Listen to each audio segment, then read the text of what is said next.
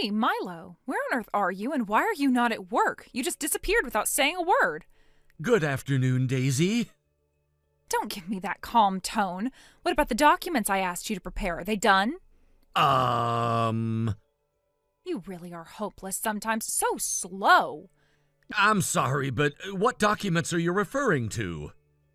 Don't play dumb with me. I left them on your desk this morning, didn't I? There was a sticky note on top that clearly said, finish by noon today. But you've been missing since the start of the day. You're not even in sales. There's no reason for you to be out of the office. Where the hell are you goofing off? I'm actually on approved leave today. What?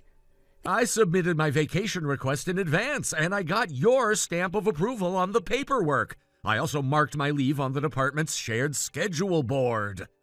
Then go ahead and cancel it and come back to the office right now. Excuse me? Seriously, you're going to make us miss the afternoon meeting. Get moving already. I'm sorry, but I can't come in.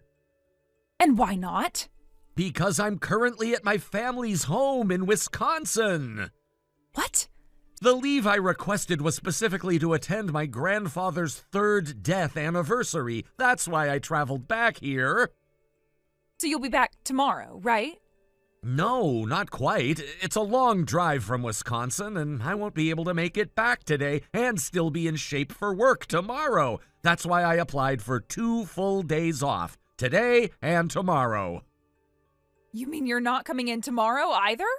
I believe I explained all of this when I submitted the request. You reviewed it, didn't you? You stamped it yourself. You confirmed the dates. That's not the point. I apologize, but I need to drive soon. It's getting late and I have a long road ahead. Wait. I really have to go now. I'll talk to you when I'm back.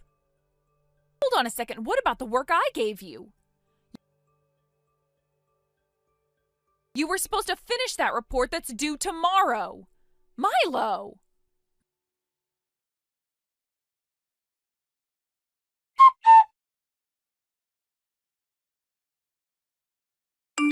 Milo, do you have a minute?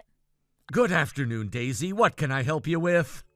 I just uploaded the files for the task I want you to handle tomorrow. It's in the cloud. You can access it anytime. What? Our department's work can all be done remotely, can't it? As long as you've got a laptop, there's no reason you can't chip away at it during your free time. So get it done. Just ping me once you've started. Actually, I didn't bring my laptop with me. Excuse me? That's kind of the point, isn't it? I'm on vacation. And while I'm off, the manager agreed to temporarily take over my workload. What? The manager? Yes, if you want to assign me work while I'm on leave, you'll need to discuss it with the section chief first. When I return, he'll be handing over anything that needs my attention. But, I mean... Also, Daisy... What now? I think it's time you stop dumping your own responsibilities onto your subordinates. Excuse me? Do you really think I haven't noticed? You've been pushing off the work you were assigned by the manager and even the department head. And then once the rest of us get it done, you present it like it was your own, like you handled it all by yourself. So what if I did? You can pretend all you want, but eventually the truth gets out. That kind of thing doesn't stay hidden forever.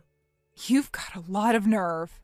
I didn't want to have to say it this way, but Carter, who's been stuck handling most of the work you offload, is staying late nearly every night to finish things he was never supposed to be handling in the first place.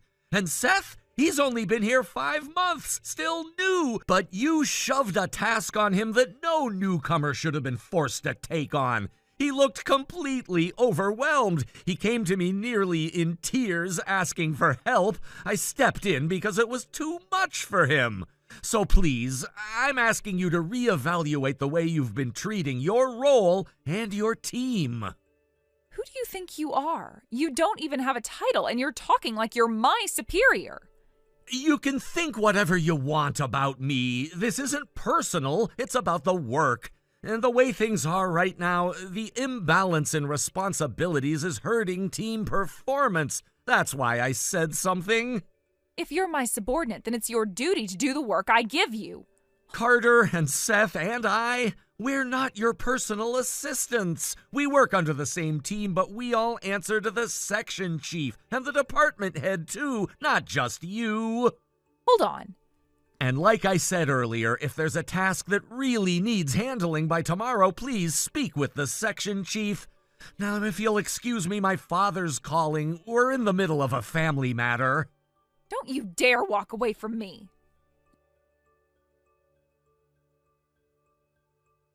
You think you can just defy your superior like that? Milo!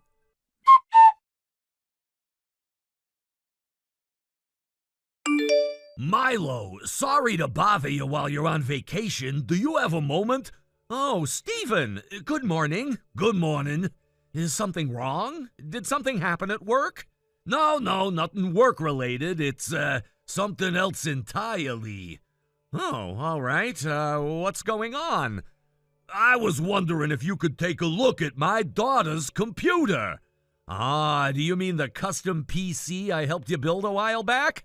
That's the one. She's been using it more heavily lately. Apparently, she installed a drawing program and a video editing app. But ever since then, she says the computer's been running really slow. It's getting frustrating for her.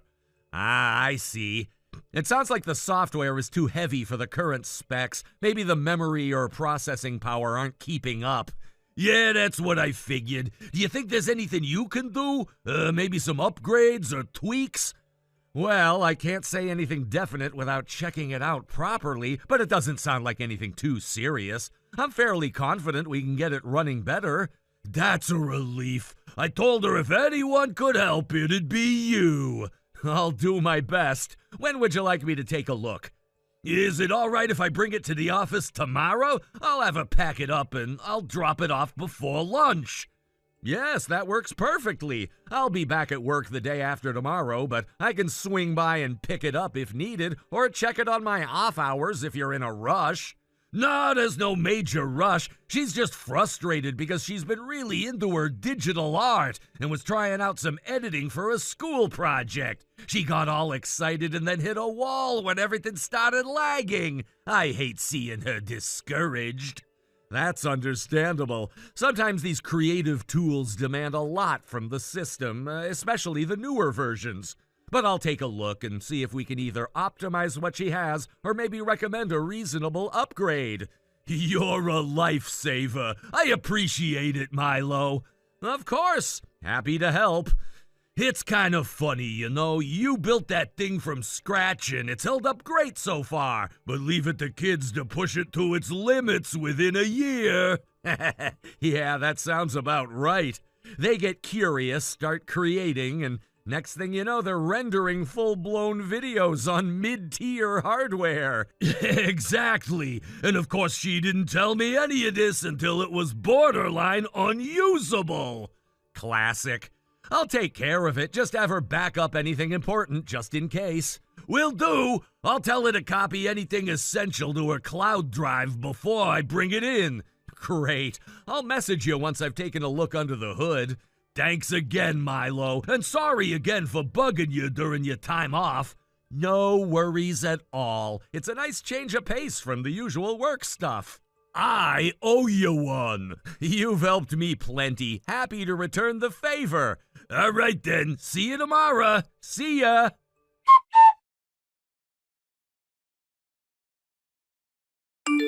Milo, you really messed up this time, didn't you? Good morning, Daisy. What exactly did I mess up?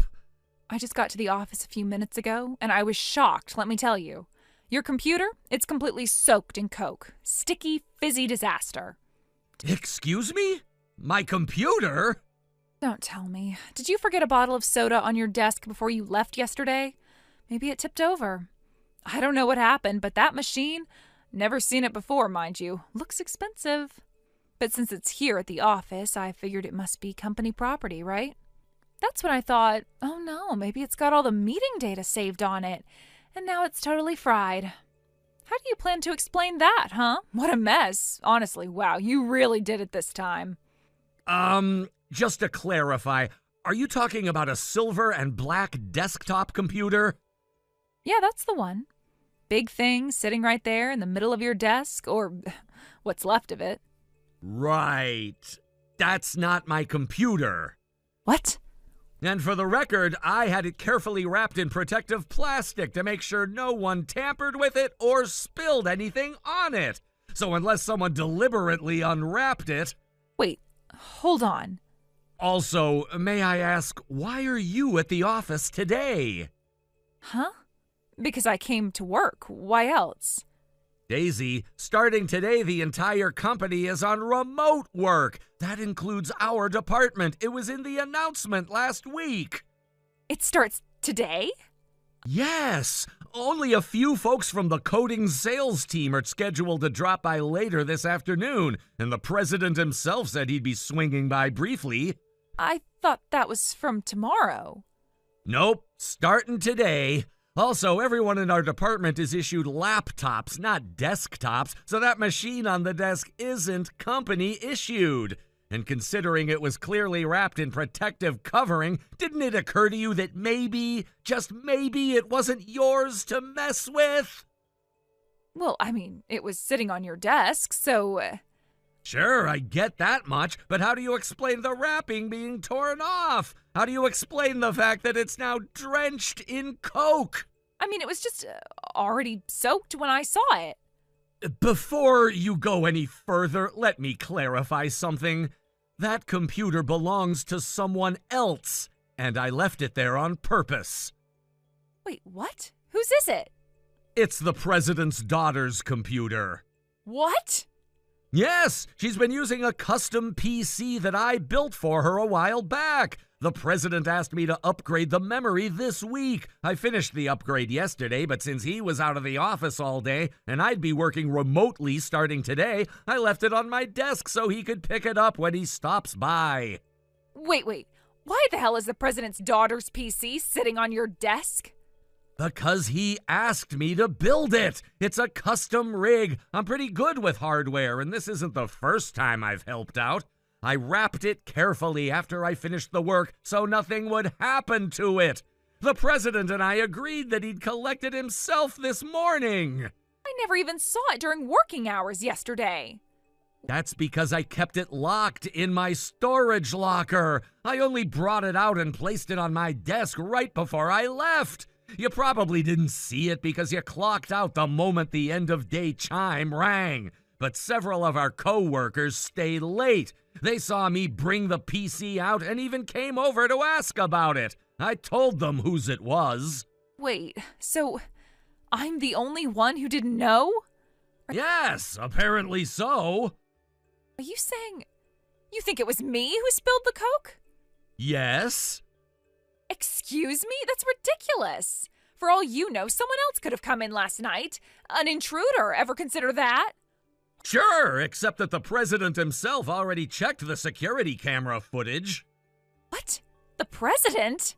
Yes! While we've been having this little chat, I got in touch with him, told him what happened. He was already commuting to the office, so he pulled the security footage remotely. And...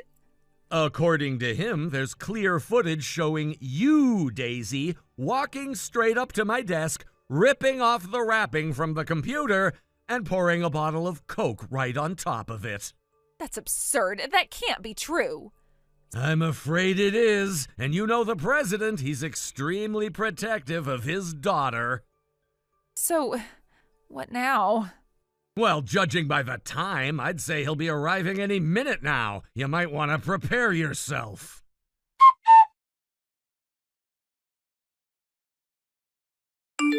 After that incident, Daisy never responded again. Not a single message, no apology, no attempt to explain, nothing. And honestly, I wasn't surprised in the slightest, because the real storm came right after. Our company president completely lost it when he found out. You see, the laptop that Daisy had destroyed wasn't just any company-issued device. It belonged to the president's daughter, who'd been using it for her university thesis and some startup project work. There were months' worth of documents, research files, and sensitive data on that machine. Daisy had taken it home under the pretense of installing some optional optimization software to make it run faster, something no one asked her to do in the first place. Fortunately, I had taken the liberty of backing up all the data to a shared drive the week before. That backup was the only reason we didn't lose everything. But what really sealed Daisy's fate was what she did next. For some baffling reason, after accidentally spilling an entire bottle of Coke over the laptop, she tried to turn it on. Not just once, but multiple times. The internal circuitry was fried, the motherboard was gone, and the battery short-circuited so badly it bloated the casing. It was total and irreversible damage. In the emergency meeting that followed, the president was calm, at least outwardly, but his eyes were cold. He laid out the terms directly. Daisy would be responsible for purchasing a replacement laptop of the exact same specifications fully out of her own pocket. No exceptions. And not just any laptop. His daughter had customized the original with high-end components suitable for video editing, coding, and design software. Basically, we were talking about a professional-grade machine. I was brought in again to source the parts and rebuild the custom unit. When I submitted the estimated cost, it came out to $3,500, including parts, accessories, and the time it would take to assemble and install everything. The president looked it over, nodded once, and added an extra fee to compensate me for the inconvenience. It was generous, honestly. To be fair, the cost wasn't unbearable. Daisy could have covered it with some savings, maybe a short-term loan. But I think that's when everything started to unravel for her. After the financial hit, her work performance plummeted.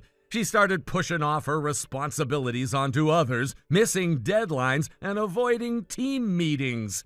Every small mistake she made was met with cold stares and whispers behind her back.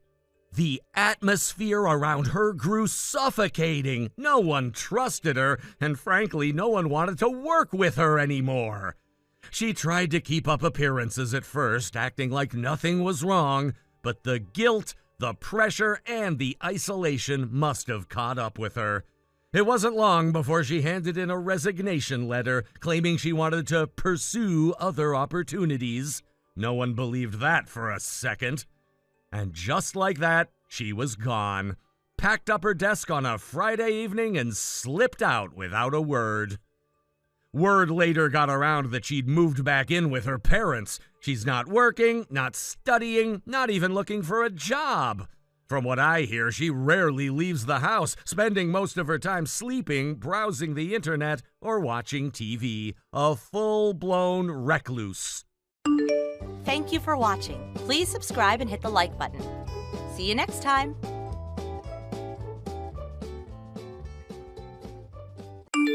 Jamie! Oh my gosh, it's been forever. Got a sec? Oh, hey, Carly. Yeah, it's been a while. Still as low energy as ever, I see. That's just how I am, I guess.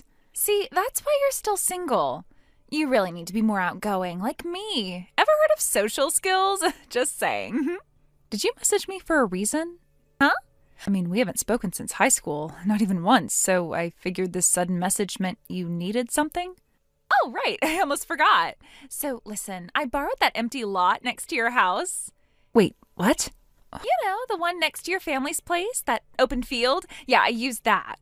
Hold on, you mean the vacant land next to my parents' house? That's my grandfather's property. Yep, that's the one. Bingo. Okay, but I can't give you permission for that. It's not mine. It's my grandfather's land. Then just let your grandpa know for me, would you? Just tell him that an old high school friend of yours left about 20 cars there and we'll pick them up in 3 days. 20 cars? Yeah. We're heading off on a class reunion trip. Class reunion? A trip? Oh, right, not high school. It's my middle school reunion. I'm the organizer this year. Pretty impressive, right? But 20 cars? Yep, 20. We're all meeting up at the airport and flying to the destination. So I need a place for everyone to park their cars while we're gone. And then it hit me. Your family's empty lot is perfect. Close to the airport, totally unused, super convenient. You're seriously telling me you left 20 cars on my grandfather's land without asking anyone, and you expect me to just go along with it? Exactly. You don't even live there anymore, so what's the problem? It's just empty space. Anyway, I'm counting on you to let your grandpa know. I'd really appreciate it if he could, not tow them or anything. We'll be back in 3 days, tops. No, I can't help you with this. Why not? Just tell him. That's literally all I'm asking. One little favor. Because you should have asked for permission before using the land, not after. And I don't live nearby anymore. I moved. If you want permission, you need to contact him yourself. No can do. Why? Because I'm already on the plane. Wait, what? Yep, I'm texting you from the departure gate. We just boarded. Anyway, thanks in advance. You're a lifesaver, Jamie. Carly, what you're doing is not okay. You can't just dump cars on someone else's property without permission and expect it to magically work out. Oh, come on, Jamie. Don't be such a buzzkill. It's not like anyone's using that land. It's literally just sitting there. What difference does it make? It makes a huge difference. That land doesn't belong to you. And if anything happens, like damage, theft, whatever, you're making my grandfather liable for it. Don't overthink it. Nothing's gonna happen. We'll be back soon. The cars are fine. Relax. No, you don't get to tell me to relax. You made a decision that affects someone else's private property without asking permission, and now you're acting like it's my responsibility to clean up after you. Okay, now you're just being dramatic. I was just trying to help everyone out. It's not a big deal. It is a big deal. You didn't even have the decency to ask beforehand. You waited until you were on the plane to casually drop this on me like it's no biggie. Oh my God, Jamie, chill. It's 3 days. Why are you being so uptight? I thought you'd grown up, but you're still the same little rule stickler from high school. And you're still the same entitled attention seeker who thinks being loud means being right.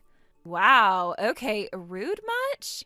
No, what's rude is trespassing on someone else's land, dumping 20 cars on it, and then telling me it's my job to make it okay. I said I'd move them in 3 days. What more do you want? How about, I don't know, basic respect, a common courtesy? A phone call before doing something that affects my family? Well, it's a little late for that now, isn't it? Anyway, I'll message you when we're back. Carly, don't do this. If you don't sort this out, we're going to have a real problem. This isn't a joke. Well, I'm not worried. You're too nice to cause trouble. Okay, gotta go. Flight's about to take off. Wish me bon voyage. Carly, wait. Bye.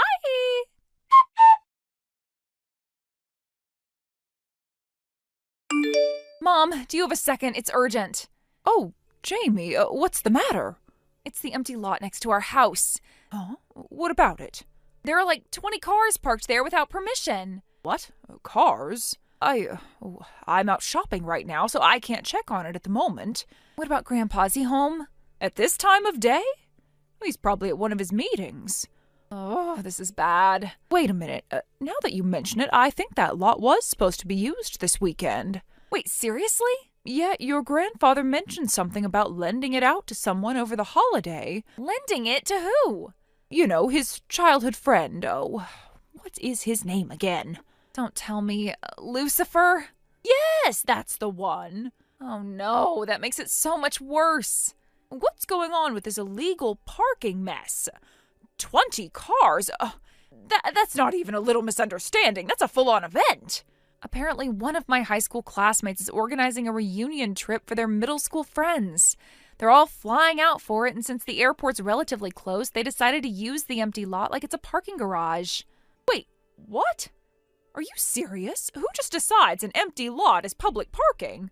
I figured if the lot wasn't in use, I could ask Grandpa and work something out. But of course, of all days, it had to overlap with the one day it's actually reserved. And for Lucifer, no less. That's really unfortunate timing. Yeah, and you know how strict Lucifer is, right? If he shows up and finds 20 random cars blocking his setup, he's going to blow a gasket. He'll definitely assume we've completely disregarded his request. This could end really badly if we don't fix it fast. All right, leave it to me. I'll get in touch with Grandpa right away and explain the situation before it spirals. Thank you. I'll try to track down the classmate who arranged all this and see if they can contact the drivers. Good. Make sure they move those cars immediately. If Lucifer arrives and sees that mess, it's not just going to be a bad look. It might turn into a full-on fight. Tell me about it. Last time he was upset, he didn't speak to Grandpa for 3 years, and that was just over a forgotten birthday card. Exactly. So let's not add this to the list. You make your calls, and I'll handle Grandpa. Got it. Thanks, Mom.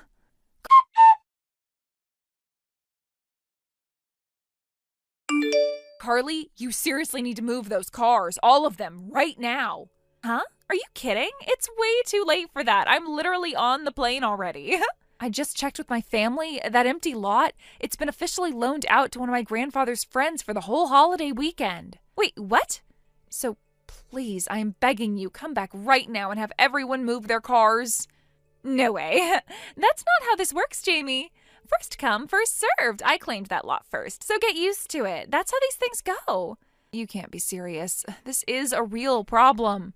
Oh, please. What's it for anyway? Let me guess. Some cute little neighborhood gathering for old folks to play gate ball or whatever. They can take a break for a few days. Let the seniors sip tea on the porch and chill in peace. That's such a cruel way to talk about them. And just so you know, if you try to tow any of those cars, you're gonna regret it. A lot of the people on this trip, total wild cards from back in middle school. If you pull something stupid, well, you know what could happen, don't you? You think you can intimidate me into ignoring this? It doesn't work like that, Carly. I'm asking you seriously, please come back and move the cars before this gets worse. Seriously? You're still going on about this? I'm in the middle of swapping stories with old friends, having a total nostalgia moment. And here you are, ruining the vibe. Give it a rest already. Carly, you don't understand. This isn't just some casual situation. The person my grandfather loaned the lot to, it's bad. Like, really bad. Oh, please. Don't tell me this is one of those, my grandpa's friend used to be a dangerous badass back in the day stories. That's hilarious. No, this isn't some cute story. He's seriously intimidating. People still avoid him even now. This isn't the kind of guy you want to mess with, Carly. Please, I'm asking one last time. Just move the cars. Bye-bye. Carly, you can't just walk away from this. I am really in a bind here.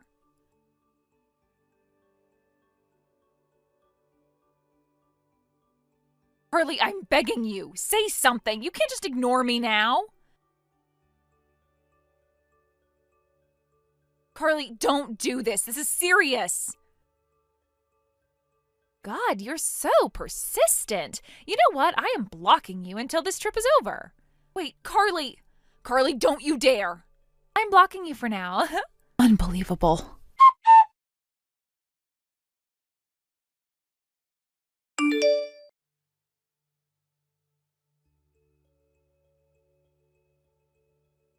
Jamie, what the hell is this? I can't move my car.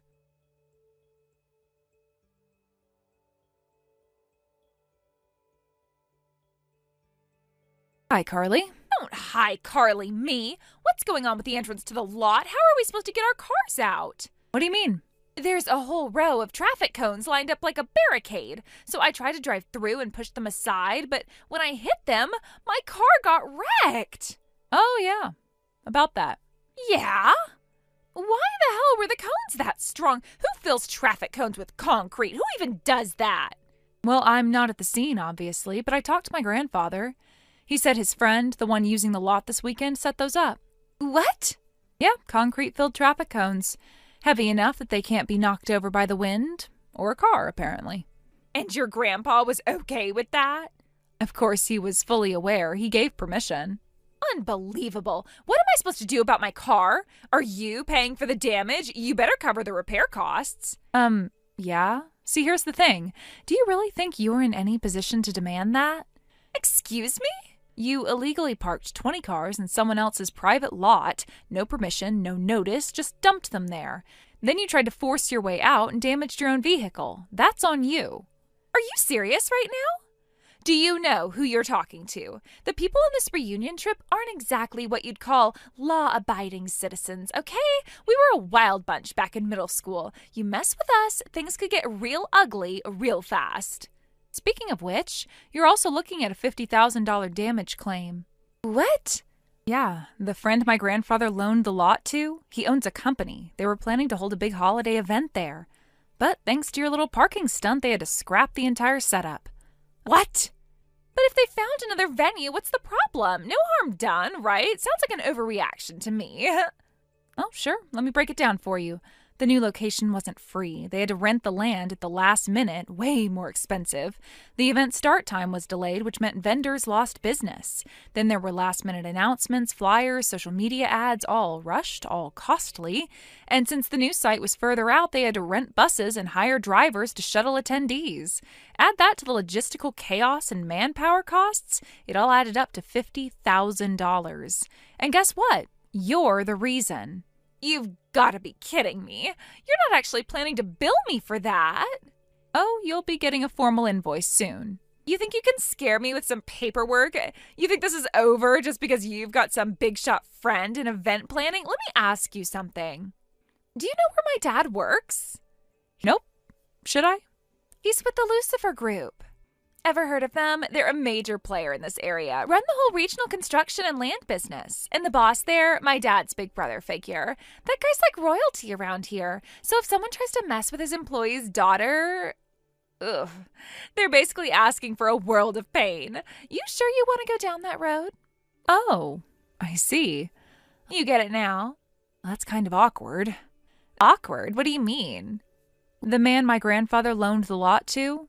That's Mr. Lucifer, you know, the head of the Lucifer Group. What? Yeah, so your dad is his subordinate? Small world. Wait, no. You're lying. I'm not. Mr. Lucifer's been close friends with my grandfather since they were kids. When I was growing up, he used to bring me snacks and little toys. He's actually super sweet when he's not in business mode. No. Sorry, I got carried away with the nostalgia. Anyway, back to your situation. Jamie, this is bad. This is seriously bad. Yeah, you should probably call your parents, like, now. Wait, you're just leaving me like this? What else do you expect? I don't know. Help me out. Explain it to Mr. Lucifer or something. Tell him I didn't mean any harm, that it was a misunderstanding. Why would I stick my neck out for you? You're the one who trespassed, blocked the lot, destroyed property, and tried to threaten me. You made this mess. But... $50,000, Carly. Good luck explaining that to Mr. Lucifer. Bye.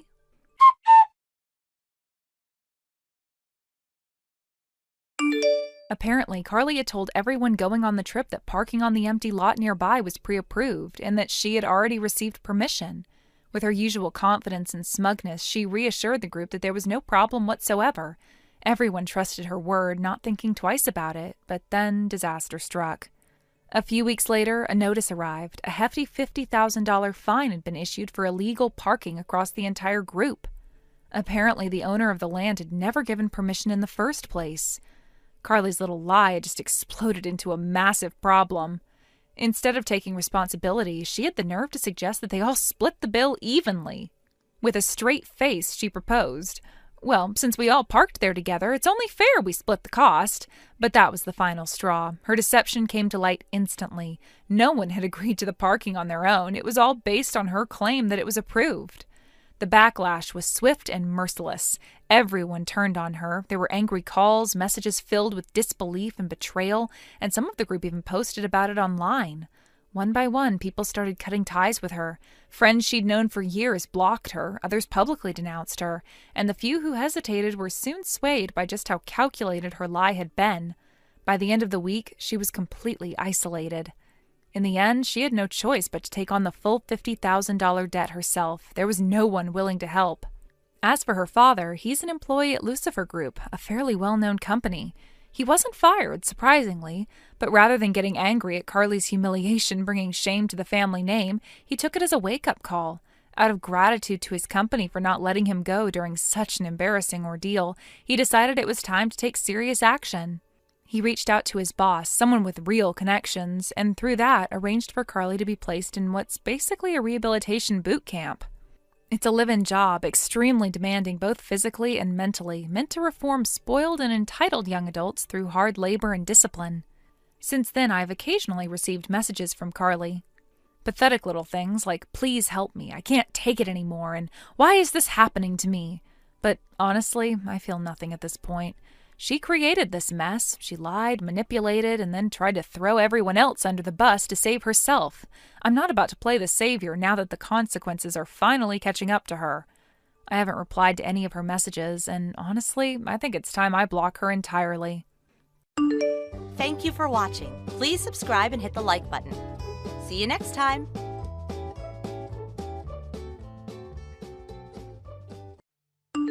Colson, do you have a moment? Hey, Amanda. Yeah, what's up? So, this is kind of sudden, but I'd like to go on a trip with a friend. A trip? Yeah, it'd be from this coming Saturday, 3 nights, 4 days. That is kind of sudden. Well, here's the thing. A couple I'm friends with had this trip planned, but something came up on the husband's end. Some urgent matter, and he can't go anymore. So they asked if I'd like to take his place. Oh, I see. So you'd be going with the wife?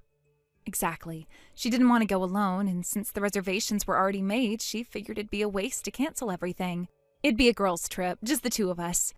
They had everything booked already. Where to? Apparently the original plan was to go around Thunder Bay and Jacksonville. A bit of sightseeing, a bit of relaxing. They'd planned a route with a rental car and everything. Pretty flexible. Sounds like a nice trip. Right? So, given the sudden change of plans, I'd have to take Monday and Tuesday off from work. That's the part I wanted to run by you. Well, it's not exactly our peak season right now. If it's not going to mess things up too much in your department and you've got things covered, I don't see why not. I mean, it's a good opportunity. You should go if you want to. Really? You mean it? Yeah, go for it. Aw, I knew you'd say that. That's what I love about you. You're quick to make decisions and you don't make things unnecessarily complicated. Totally CEO behavior. Swift judgment, cool under pressure. Love that. Now you're just buttering me up. Come on, don't pretend it's not true. And hey, let's not forget, I am your employee and your wife. There has to be some perk to being married to the boss, right? Perks of being the CEO's wife? Nah, let's not bring the CEO's wife card into this. This is a normal vacation request. Don't make it weird. Still, I'm glad you're getting a chance to do something spontaneous for once. Thanks. Okay then. I'll just get the official okay from the department head and I'll tell my friends I'm in. Oh, and I should probably do a bit of shopping for the trip too. I mean, I don't have much time to prepare. I'll go after work today, pick up a few things. Sounds like a plan. Just don't go overboard, all right? I'll try. No promises, though. Shopping for a trip is half the fun. Fair enough. Just be careful, okay? And enjoy yourself. You deserve a little break. Thanks, I will. You're the best, Coulson.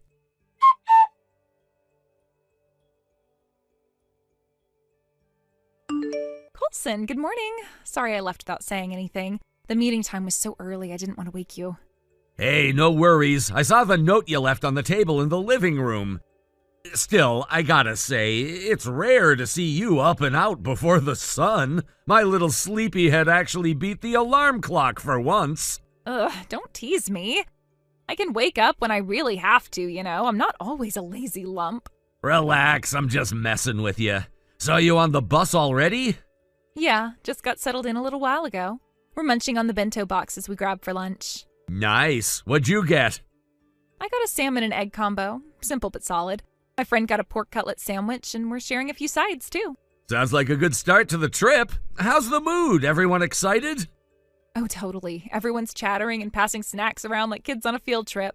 There's a lot of energy for this early in the morning. That's good. It'll make the long ride feel shorter. Yeah, it already feels like the time's flying by. I think I needed this more than I realized. Just a break from everything. You've been working hard. You deserve some time to unwind. Don't think about the office. Don't check emails. Just relax, take in the views, eat good food, laugh too loud, all of it. Aw, you're being way too sweet for this early in the day. Who are you and what did you do with Coulson? Hey, I could be sweet occasionally. Well, I appreciate it. I'll try not to spam you with too many updates, but I'll definitely send some photos if we come across anything fun. Please do. I want to see the ridiculous souvenir shops and weird roadside food you always find. You know I have a talent for that. Okay, I'll keep you posted. And don't forget to eat something decent today, all right? Yes, Mom. I mean it. No skipping lunch just because I'm not there to nag you in person. I'll be fine, but thanks. You go have fun and don't worry about me. I'll try. All right, the bus is starting to move again. We're officially on the road now. Drive safe. Well, ride safe, I guess. Talk to you later. Yep, I'll message you when we get to our first stop. Love you. Love you too. Have fun, Amanda.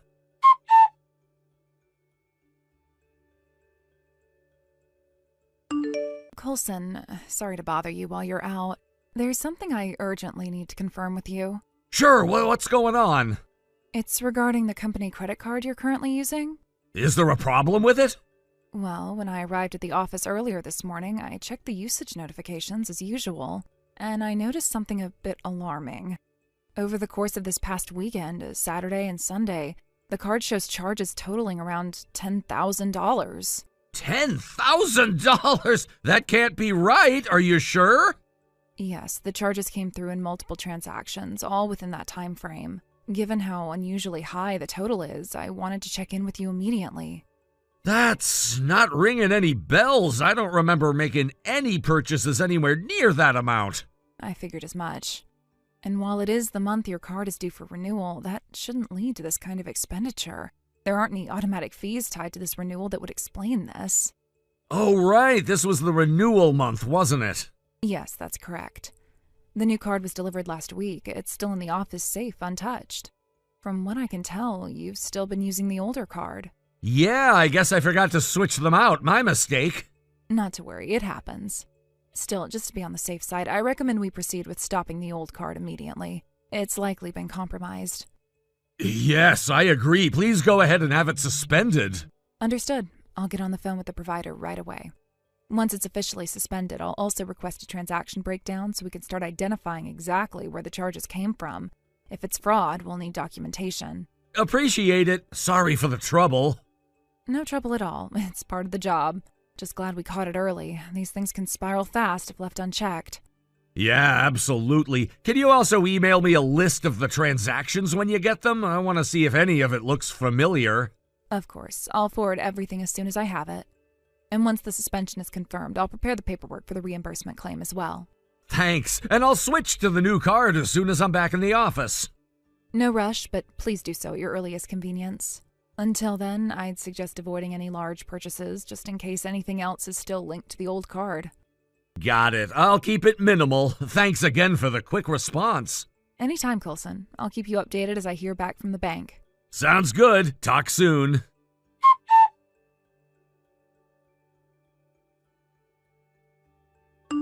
The card cancellation process has been completed. Thank you. I really appreciate it. Sorry to trouble you with this on top of everything.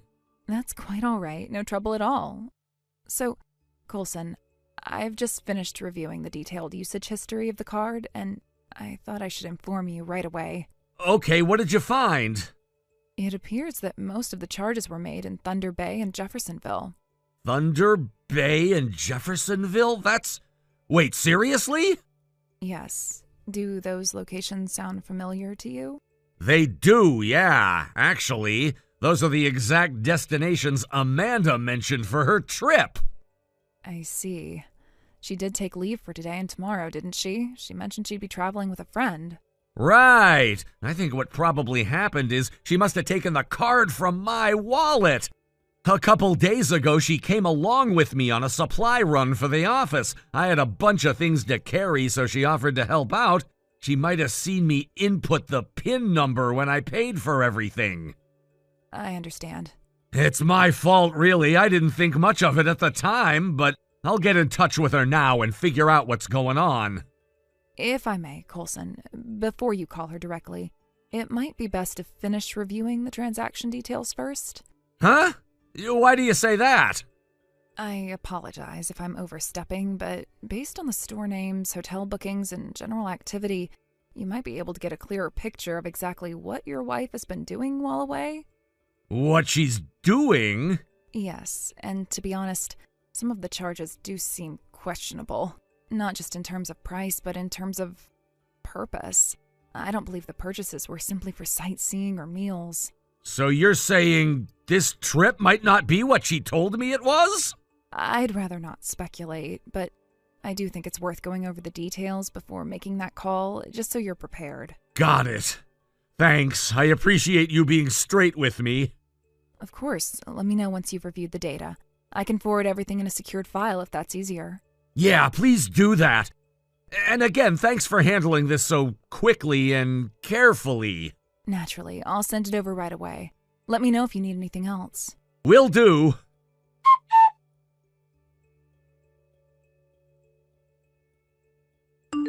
Hey, Amanda! Oh, Colson, perfect timing. You're just the person I needed. Huh? I've been having trouble using your credit card. You knowingly used my credit card? Yeah, of course I did. So I was checking out of the hotel just now, right? And I went to pay for some extra charges that came up, but then they said the card was declined. Apparently, it's no longer active? So what did you do? Well, one of the friends I was with ended up covering the bill by withdrawing some cash from the bank, but still, it's weird, right? I was using it fine up until yesterday. What's going on? First of all, that's not even my personal card, it's the company's. Yeah, I know that. Excuse me? You knew and still used it? Of course, it's a company credit card under the name of the CEO, which is you. I figured if it's tied to the company, everything I spend would go through as business expenses. I mean, isn't that amazing? Free travel, free shopping. I already racked up over $10,000 on it. But now today, suddenly it's not working, so what's the deal? You seriously don't get it? That card expired yesterday. What? Yeah, the month just turned over. This is the renewal month for the card. Wait, are you serious? Check the expiration date on the card. Look closely. You're right. It says it expired last month. I figured something like this might happen, so I also had the card suspended just to be safe. You what? Are you serious? If you did that, then of course I can't use it anymore. You shouldn't have been using it in the first place. It's a company credit card. You used it for a personal trip. What's the big deal? That card is under your name as the CEO, and I'm your wife. The CEO's wife. Doesn't that mean I should be able to use the company funds too, as long as it's through your card? Are you hearing yourself right now? Company money is company money, not personal funds. Even as CEO, I can't just spend it freely on whatever I want. Excuse me? It's basic logic. How do you not understand this? Then why do you carry it around all the time? That makes it look like you use it whenever you want. Because my job involves a lot of external meetings and business trips. Expenses pop up outside the office all the time, and the card is for covering those costs. Plus, everything I spend gets checked and reviewed by the finance staff. If anything looks questionable or can't be counted as a business expense, I have to pay it back out of my own pocket. Wait, really? Yeah! And usually the card stays at the office. The only reason I brought it home on Friday was because I had to head straight to a client meeting this morning.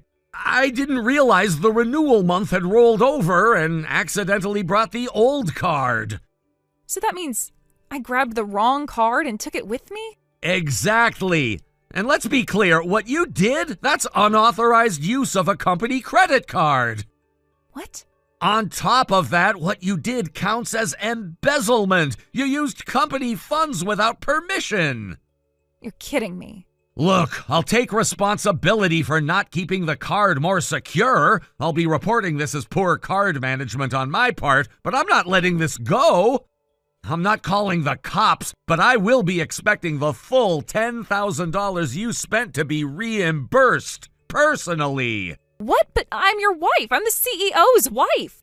That has nothing to do with it. And just so you know, I'm divorcing you. What did you just say?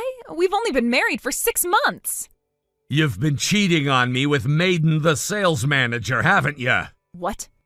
Maiden conveniently took the same 2 days off as you, and turns out you both went off on this little vacation together. That's ridiculous. What makes you think that? First off, the credit card history. You spent a ton at high-end men's boutiques, and then there was a stay at that questionable hotel. That's just circumstantial. Well, unfortunately for you, an employee came forward and reported you. Wait, someone saw us? Apparently, some staff noticed the two of you sneaking into conference rooms and storage areas whenever I was out of the office. They said you were getting pretty cozy. No way. Someone really saw all that? It was already a rumor around the office. I had the internal security team check the surveillance footage. They confirmed it. Multiple incidents all caught on camera. I can't believe this. Believe it? So when you get back, be ready. You're gonna face the consequences.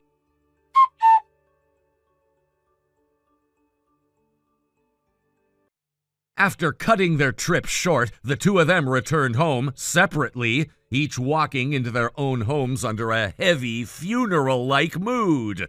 The air was thick with silence, regret, and the weight of their actions.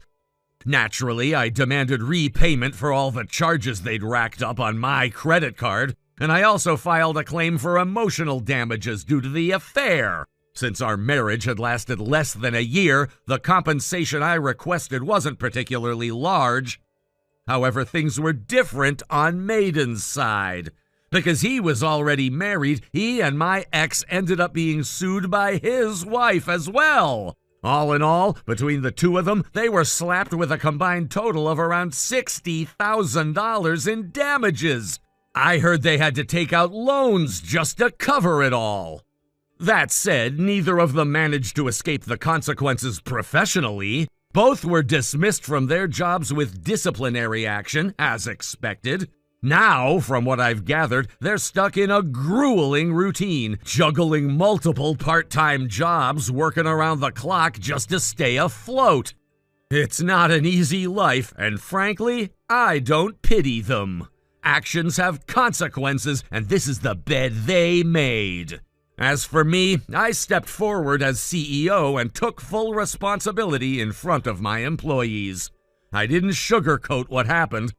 I explained the situation honestly, issued a formal apology, and promised to review and reinforce our internal policies. We're now in the middle of restructuring and reinforcing our company's professional boundaries and support systems. This has been a harsh lesson, but I'm determined not to let something like this happen again. Thank you for watching and listening. We hope you enjoyed the video. Don't forget to like this video and subscribe. Also, feel free to leave a comment about what you thought of the story. We look forward to seeing you at the next story. Thank you for watching. Please subscribe and hit the like button. See you next time.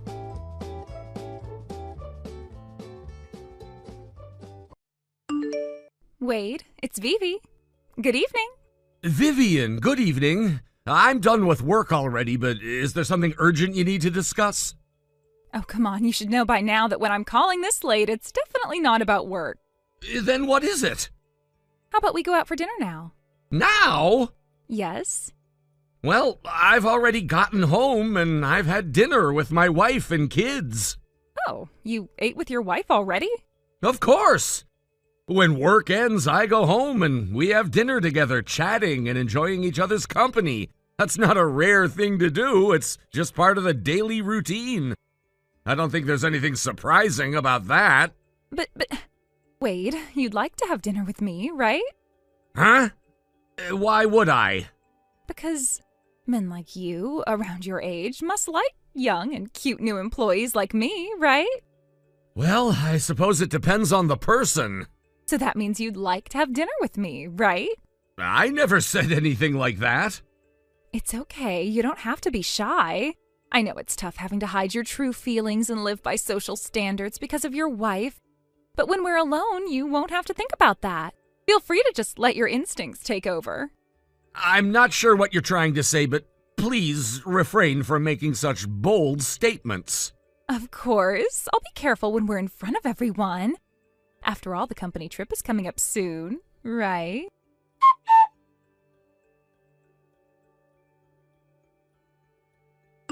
Wade, it's the company trip starting today. I can't wait for the hot springs.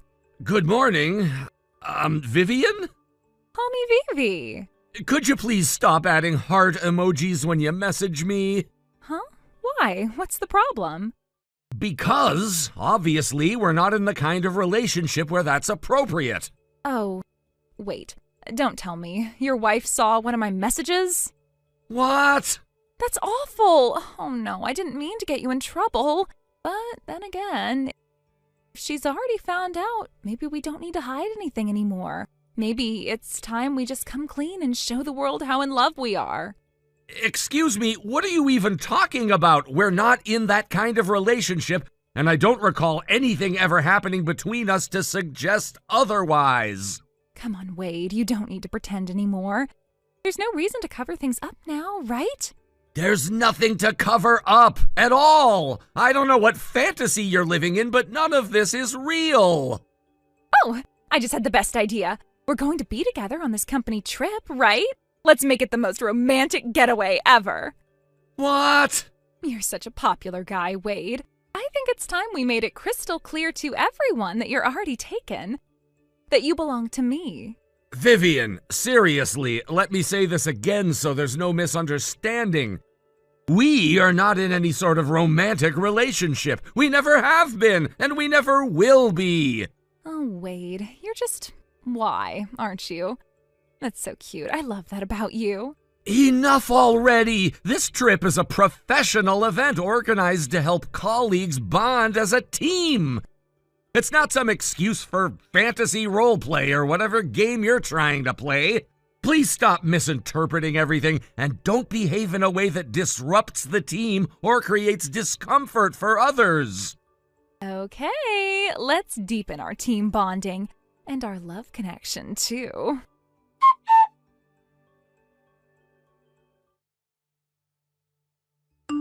Wade, do you have a moment? Hey, Cedric, yeah, what's up? You look like you've been having a rough time. I'm really sorry. I know I've caused a bit of a scene. Don't worry about it. Everyone is aware that Vivian's been bothering you one-sidedly.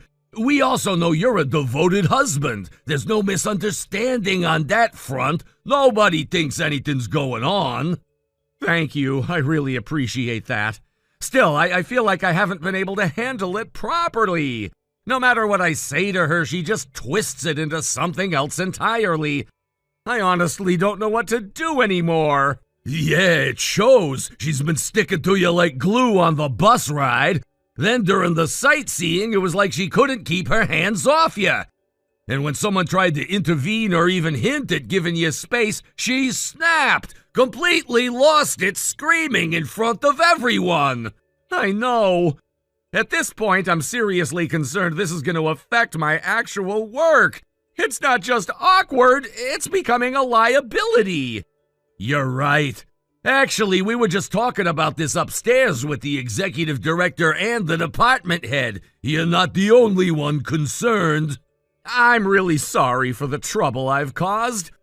Wait, don't apologize. This isn't your fault. You're the one dealing with the harassment. By the way, are you alone right now? Yes, thankfully. One of the women from our section managed to coax Vivian out of the room with a clever excuse. I've finally got a moment to breathe in peace here. Good, that's what I hoped. Sorry to disturb you during your rare quiet moment, but could you come up to the restaurant on the top floor? The restaurant? Yeah, there are some people here who've asked to speak with you. Wait, people came all the way out here? During the company trip? They're connected to Vivian. What? Yeah, I was surprised myself. But what they had to say could actually be the breakthrough we've been looking for. This might be our chance to finally resolve everything. Are you serious? This could really be it? I think so, but you should hear what they have to say directly. It's important. Right, got it. I'll head up right away.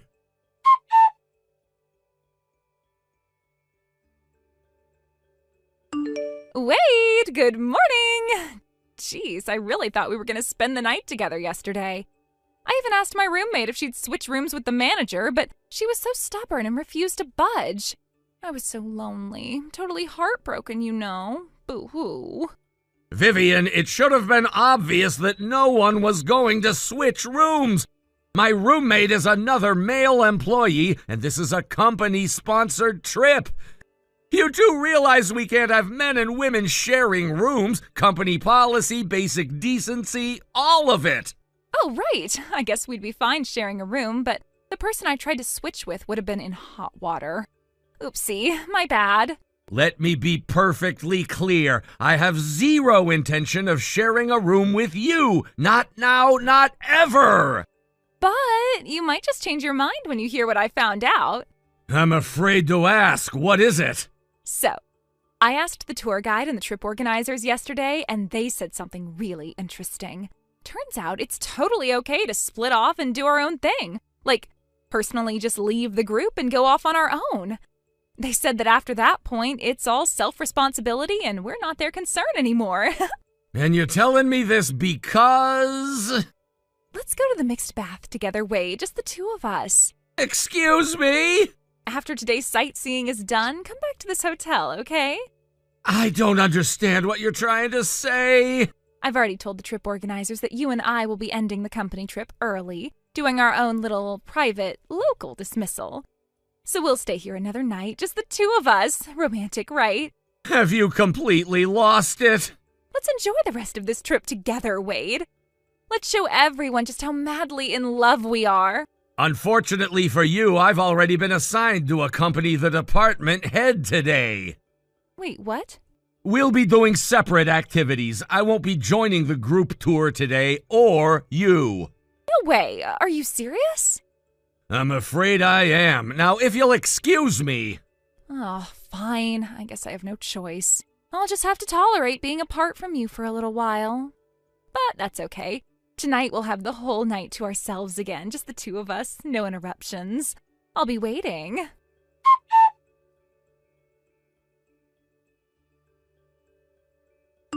Wade, I'm back at the hotel now. You should be done with your meeting with the department head by now, right? I'm already on the bus heading back. Huh?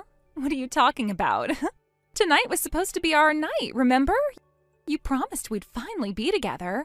I don't recall ever saying anything like that. Oh, come on, quit joking. You're such a tease sometimes. Now hurry back here, okay? Just come up with some excuse. Say you forgot something, whatever. I even booked a special room with a private open-air hot spring just for us. What? Yep, that's right. A private outdoor bath just for this room. Which means you and I can soak together, no interruptions. And if you're feeling tense, I'll scrub your back for you. Sounds nice, doesn't it, Mr. Section Chief? Wait a minute, weren't you supposed to be staying with your fiancé tonight? What? You mentioned him earlier, that you'd be meeting him later tonight after dinner, that you were gonna stay together. Was that a lie? That was before. But then you started being so sweet to me again today, and I realized I can't lie to myself anymore. It's you I really want to be with, Wade. Can't compare to you, not even close. Vivian, stop! This is getting out of hand! We are not in a relationship! There is no secret affection between us! You've built up this entire fantasy in your head, and now you're acting on it as if it's real! It is real. To me, it is. I feel like when I look at you, when you speak to me, when we're near each other, you can't deny that connection. I absolutely can, because it doesn't exist! You've made it up entirely! And now you're pushing boundaries and putting me and everyone else into deeply uncomfortable situations. So what, you're just going to pretend none of this means anything, even after everything we've shared? Vivian, the only thing we've shared is a workplace. That's it! And I'm not going to tolerate this anymore. I suggest you speak with HR when we're back at the office. I've already logged everything. You're serious? Dead serious. This ends now.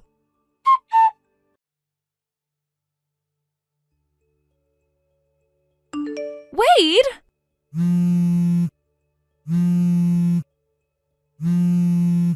Why? There was a knock at the door. I thought it was you, but it was Max.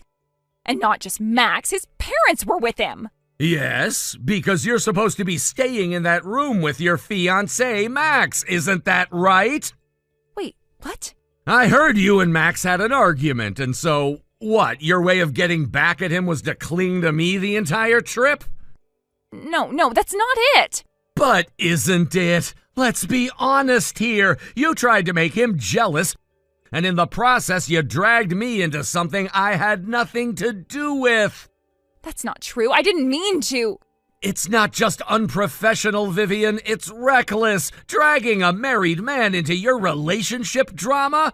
I have a wife. I have children. This isn't a game to me. You don't understand. That's not what I wanted. Well, it's what happened. And now Max, your fiancé, thinks I've been sneaking around with you. His parents think that too. You've turned this entire situation into something humiliating for everyone involved. I didn't mean for it to go this far. Wait, please. I fell for you the moment I joined this company. From the very beginning, I admired you so much I couldn't help it. You don't need to say any more. Seriously, stop. But Vivian, it's over. Whatever fantasy you built in your head, it ends here. You still have a chance to make things right with Max. Go do that, because I'm leaving. I'm getting on the bus and going home with the rest of the team. Please, wait, just listen. There's nothing left to say. Go fix your relationship. And for what it's worth, good luck. I hope you're happy. Wade! Take care of yourself.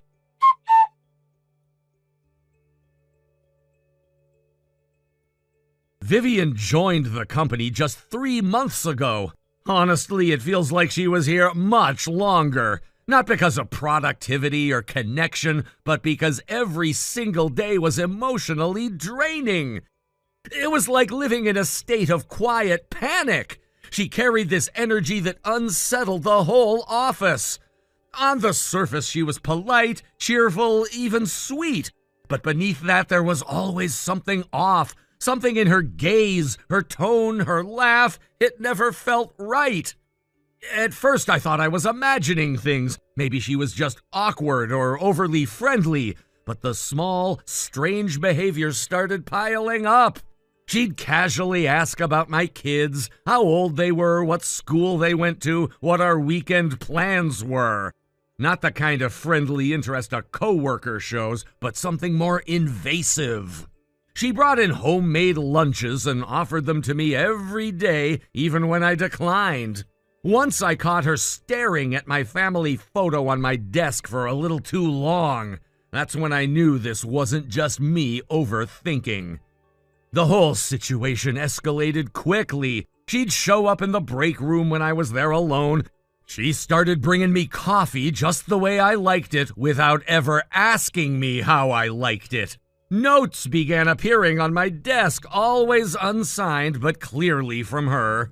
Sweet on the surface, hope your day is as great as your smile, but deeply uncomfortable when you know the sender doesn't respect the line between professional and personal. Then the incident that changed everything. We were on an employee retreat, something simple at a hotel not far from the city. Just a few days of bonding and relaxation.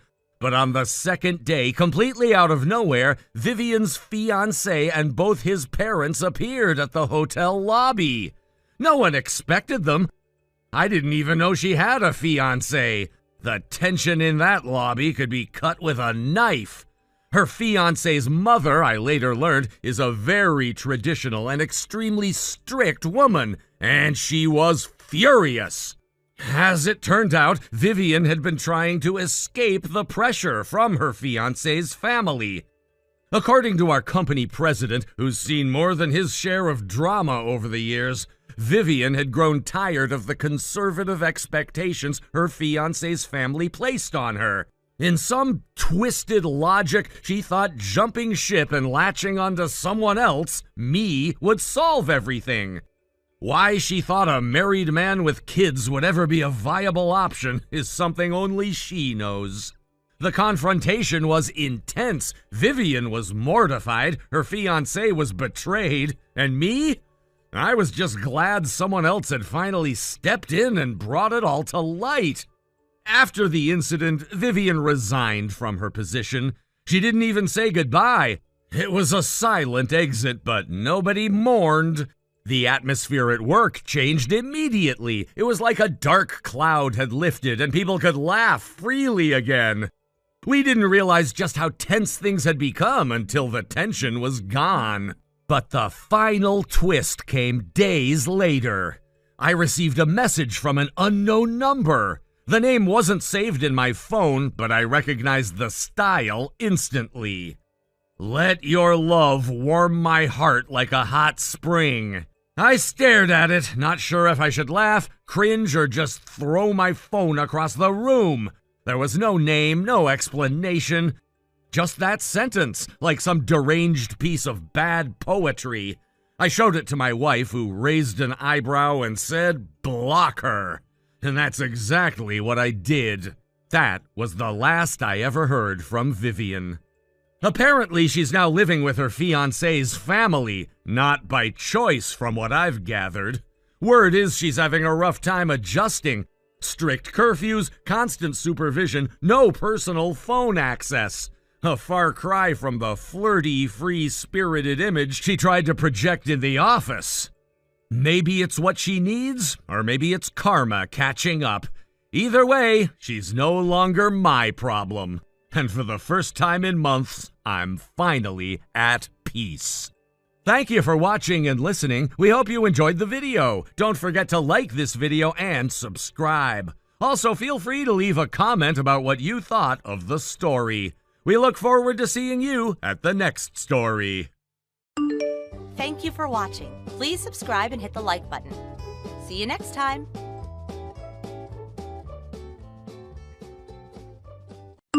Harriet, what's going on? I heard that you and my son won't be coming to our house for Christmas this year. Is that true? Oh, good evening, Dad. Well, yes, it's true. Curtis and I talked about it for a while, and we decided that we would spend Christmas at home this year instead of going over to your place. I don't believe this. Why would you go and do a thing like that? Well, haven't you seen the weather reports?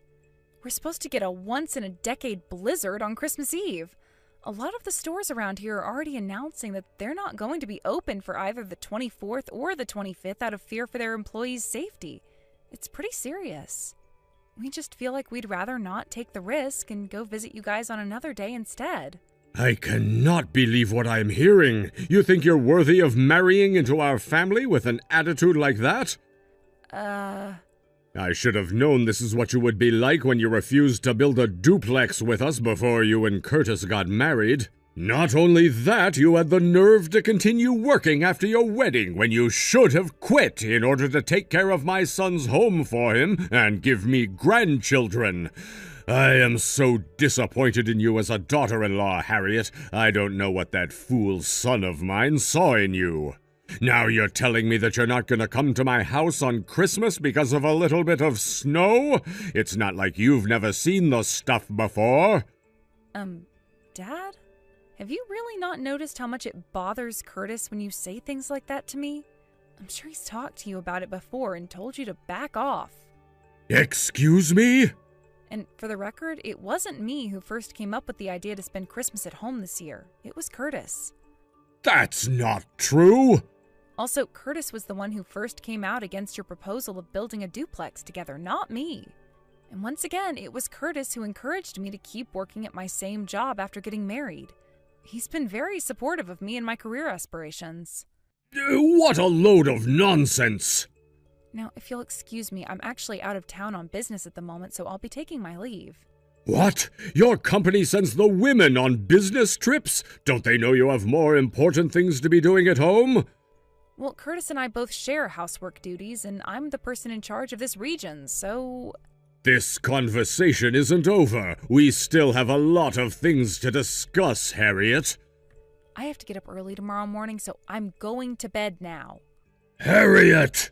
It's precisely this bratty, rebellious attitude of yours that made me oppose you marrying my son in the first place.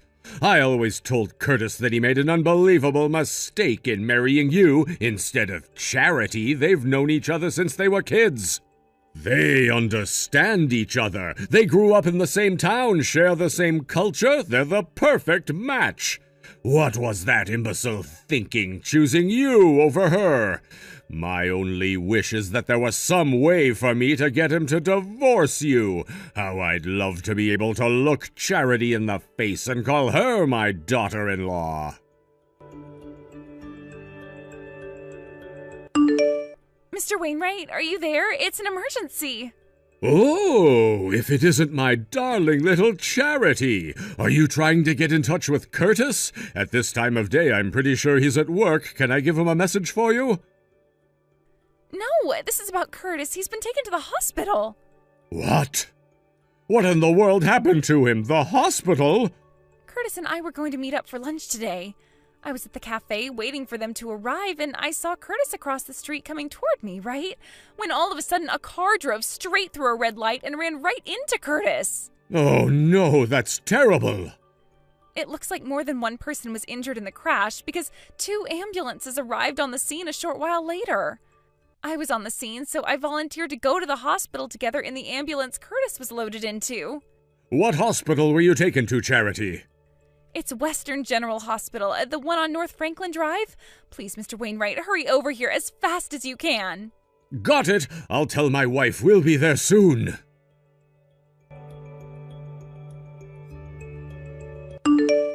Harriet, what do you think you're doing? Exactly when are you planning on coming to see Curtis at the hospital? In all the time he's been here, you haven't come by to see him one single solitary time. Have you no shame? Don't you feel any responsibility to be here with him? Let me state this as simply as possible. Your husband is in the hospital, Harriet, and you, his wife, have not come by to see him a single time. Are you insane? Not only haven't you come by, you haven't even tried to contact him. He could have died for all you know. Oh, but not to worry. While you've been shirking your responsibilities as the wife of my son, Charity, a superior woman to you in every way imaginable, has been coming down here almost every day to visit him and check up on his condition. Every day that goes by, you make me more and more convinced that I'm right. Charity would make a far better wife for Curtis than you ever could. Hello there, Charity. I'm terribly sorry to have shouldered you with the burden of looking after Curtis for us. The restaurant we run is very small. There's only my wife, myself, and a few part-time staffers. If we're not there to handle things, then we'd have to shut it down, and we obviously can't do that. If our restaurant were a bit closer, then we'd at least be able to stop by from time to time, but unfortunately we're on the opposite side of town. It's fine, Mr. Wainwright. Don't worry about it. After all, I'd do anything to be able to spend more time with Curtis. This is like a dream come true. I'm glad to hear that. You know, Charity, you really are one fine young woman. Generous, caring, self-sacrificing. Nothing at all like that heartless, soulless, worthless Harriet. Speaking of Harriet, do you know what's going on with her? As far as I can tell, she hasn't even come by the hospital once to see him. I thought that was the case. I can't even get in touch with her. She won't answer texts or calls. Her parents have already passed away, and I don't know the contact information of any of her other family members, so the only thing I can do is wait for her to respond. There's no other way for us to figure out exactly what the hell she's doing. But since she's his wife, I assume she's his emergency contact, so there's no way she doesn't know about his accident. Seriously, what is wrong with that girl? You know what I think? I think she's using this as an opportunity to do what she's always wanted to do, but couldn't because Curtis was around. You know what I mean? What?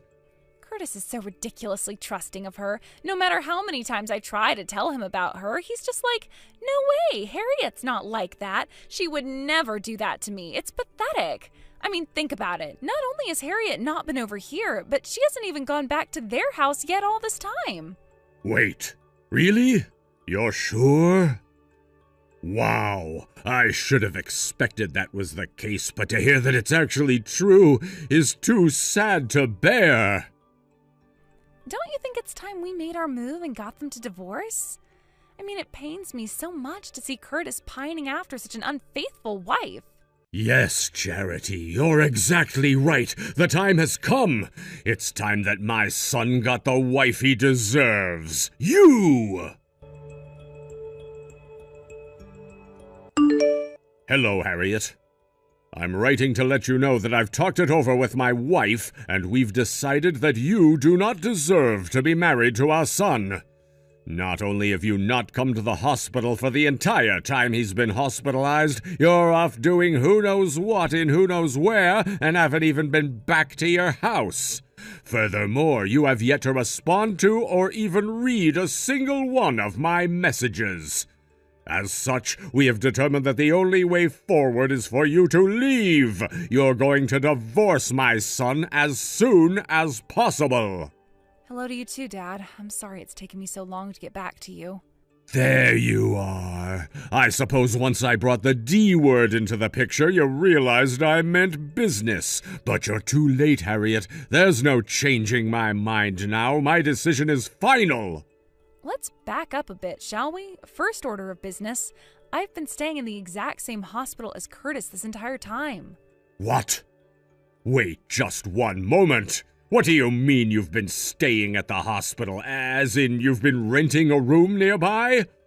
No, I mean I've been hospitalized. I was the other person injured in the crash involving Curtis. And the driver who ran a stoplight. You were? It looks like you're under a massive misunderstanding, so allow me to explain things from the beginning in the simplest terms possible. First, I was in the intensive care unit for the first few days of my time in the hospital. I've been cleared to leave the ICU and am now in a regular room, so I was finally able to get my phone repaired recently, which was heavily damaged in the crash.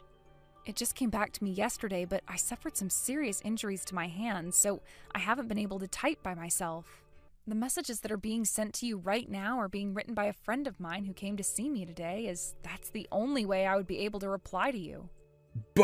But that doesn't make any sense. If you've been here this whole time, why hasn't Curtis said anything about it? He's had ample opportunity. Yes, well, there's a very, very good reason for that. Charity, who's been clinging on to Curtis like a fly in molasses since the time we were dating and sees me as her mortal enemy, has been in the room with him every day and practically never leaves his side. What? Charity? It also seems as though she's invited herself to stay at our home while she's here. If she knew that I was here at the same hospital, there is no telling what she might try to do to me in my current state. So he thought it would be best for me to just keep quiet about it. I asked the doctors to transfer me to a different hospital to avoid this problem, but they said there was no way they would be able to safely transfer me in my condition. So we went with Plan B. I asked the doctors to instead transfer me to a private room within the hospital and leave a standing order to refuse visitors without express permission from me. That's... By the way, the only reason I'm able to reveal this all to you right now is because Charity's parents have also arrived and they're keeping tabs on her for me. What? Her parents? I understand that Charity, when Charity told you about the accident, she told you that another driver ran a red light and struck Curtis as he was walking, is that right? But that's not what really happened. No, the truth is that while Curtis was waiting for the pedestrian stoplight to turn green, he was pushed from behind into the road, and that's when he was hit by that car. So the car wasn't at fault at all, it was the person who pushed him. What? You mean someone was essentially trying to murder Curtis? Who was it? Who's responsible for this? I'll see to it personally that they're brought to justice. It was Charity. Charity? In her defense, it seems that she was just so happy to see Curtis that she started sprinting towards him, and when she wasn't able to hit the brakes, she rammed right into him. Charity's on the small side, but an adult running at that rate of speed was enough to push Curtis off balance, so he fell face first into the road. That's unbelievable! There's more. I was actually with Curtis at the time of the accident. Oh? And because we were holding hands when Charity pushed him, I got pulled into the road right alongside him. I don't think what happens next needs any explanation, so I'll just skip that part. Yes, I think I get the picture. As for what happens next, I'll have to talk with Curtis about the details, but we're planning to file a police report. A police report? You mean you're pressing charges? We've been contacted by multiple witnesses who were there the day of the accident, so there's really no escaping this for Charity. She's the one responsible for what happened to us. I see. That's all the time I have to speak to you today. What? What's going on? Nothing, it's just that the friend who's typing these messages for me has to go to work tomorrow morning, so she's going home now. My intention was only to clear up any misconceptions you may have had about what really happened. We can discuss the more minor details at a later time, so we'll have to continue this conversation another day. Good night. Charity, I just spoke to Harriet. She told me about what really happened. If your parents are taking charge of you, I suppose you won't be able to respond to any of my messages. I can't believe it. It wasn't a car running a red light. You just rammed into Curtis so hard that he fell right into the road. I had such a hard time believing it that I talked to your parents directly, and they confirmed that everything Harriet said was true. And to think I was trying to get Curtis to marry you. I had no idea you were such a psychopath. Oh, my dear God in heaven, this is absolutely terrible.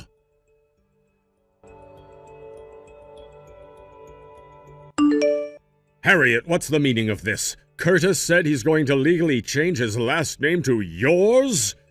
He even sent us a letter declaring that he no longer wants to have anything to do with us. He's disowning us as his parents. Please, Harriet, I'm begging you, you've got to talk to him.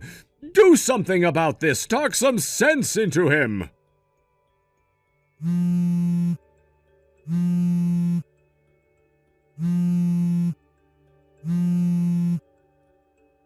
Please, Harriet, Curtis is my only son. I was planning on having him take over the family business, but now he's disowning me?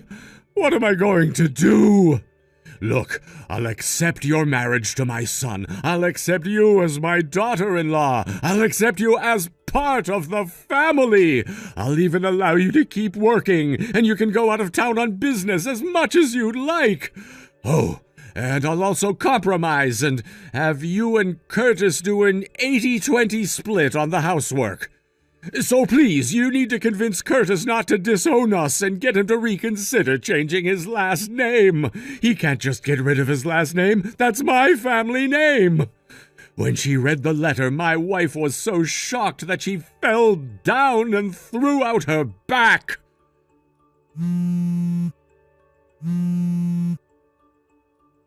Harriet, answer me, please. I'm begging you. Give my son back to me, Harriet.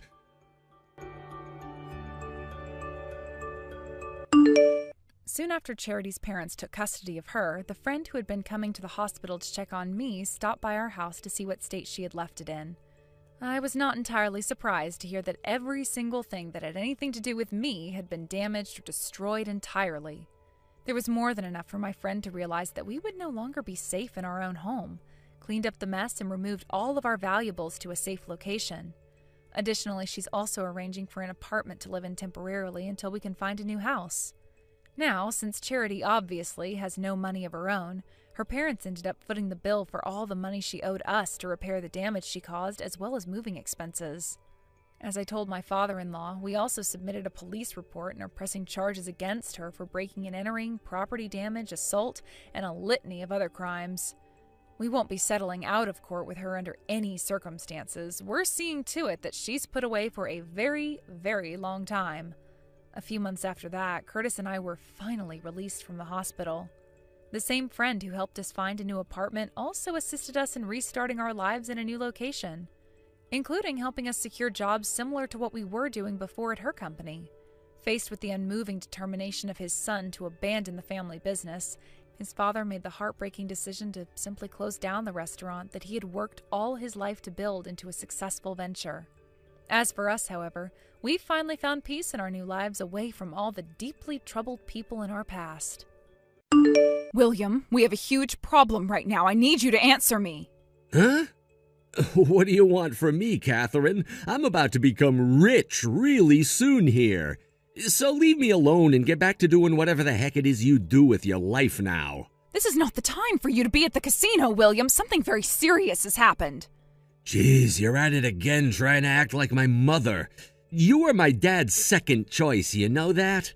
And your dad just got into a serious car accident and had to be taken away in an ambulance because his injuries were that serious. Huh? I just got a call saying he's on his way to a hospital, so you need to hurry up and get over there as well. Sure, I guess. Excuse me, William. Are you back out gambling at that casino again? I sure am, and? Today is your dad's memorial, and tomorrow he's going to be buried at the cemetery. You should already be aware of that, right? I know already. Jeez, I plan to be there at 6 p.m. when the memorial begins. But I want you here right now so that you can help me with some of the preparations. I'm sure you do. This is your last chance to do anything wife-like for my dad, and after this we won't need you anymore. I'll make sure to do away with you and finally have the peace and quiet I've been wishing for. You're in the same shoes as me, though. This is your last chance to be like a son to your dad. So don't you want to be here right now to make some of your last memories you'll ever have with him? Honestly, second wives like you are also freaking unbearable. Ooh, I just hit a jackpot. William! I want to talk about my inheritance. What? I want to talk about the inheritance I'm getting from my dad. You're going to help me get every penny that man left behind for me, right? Listen here, William. That is not the kind of thing you should be asking about right now when his funeral only just happened today.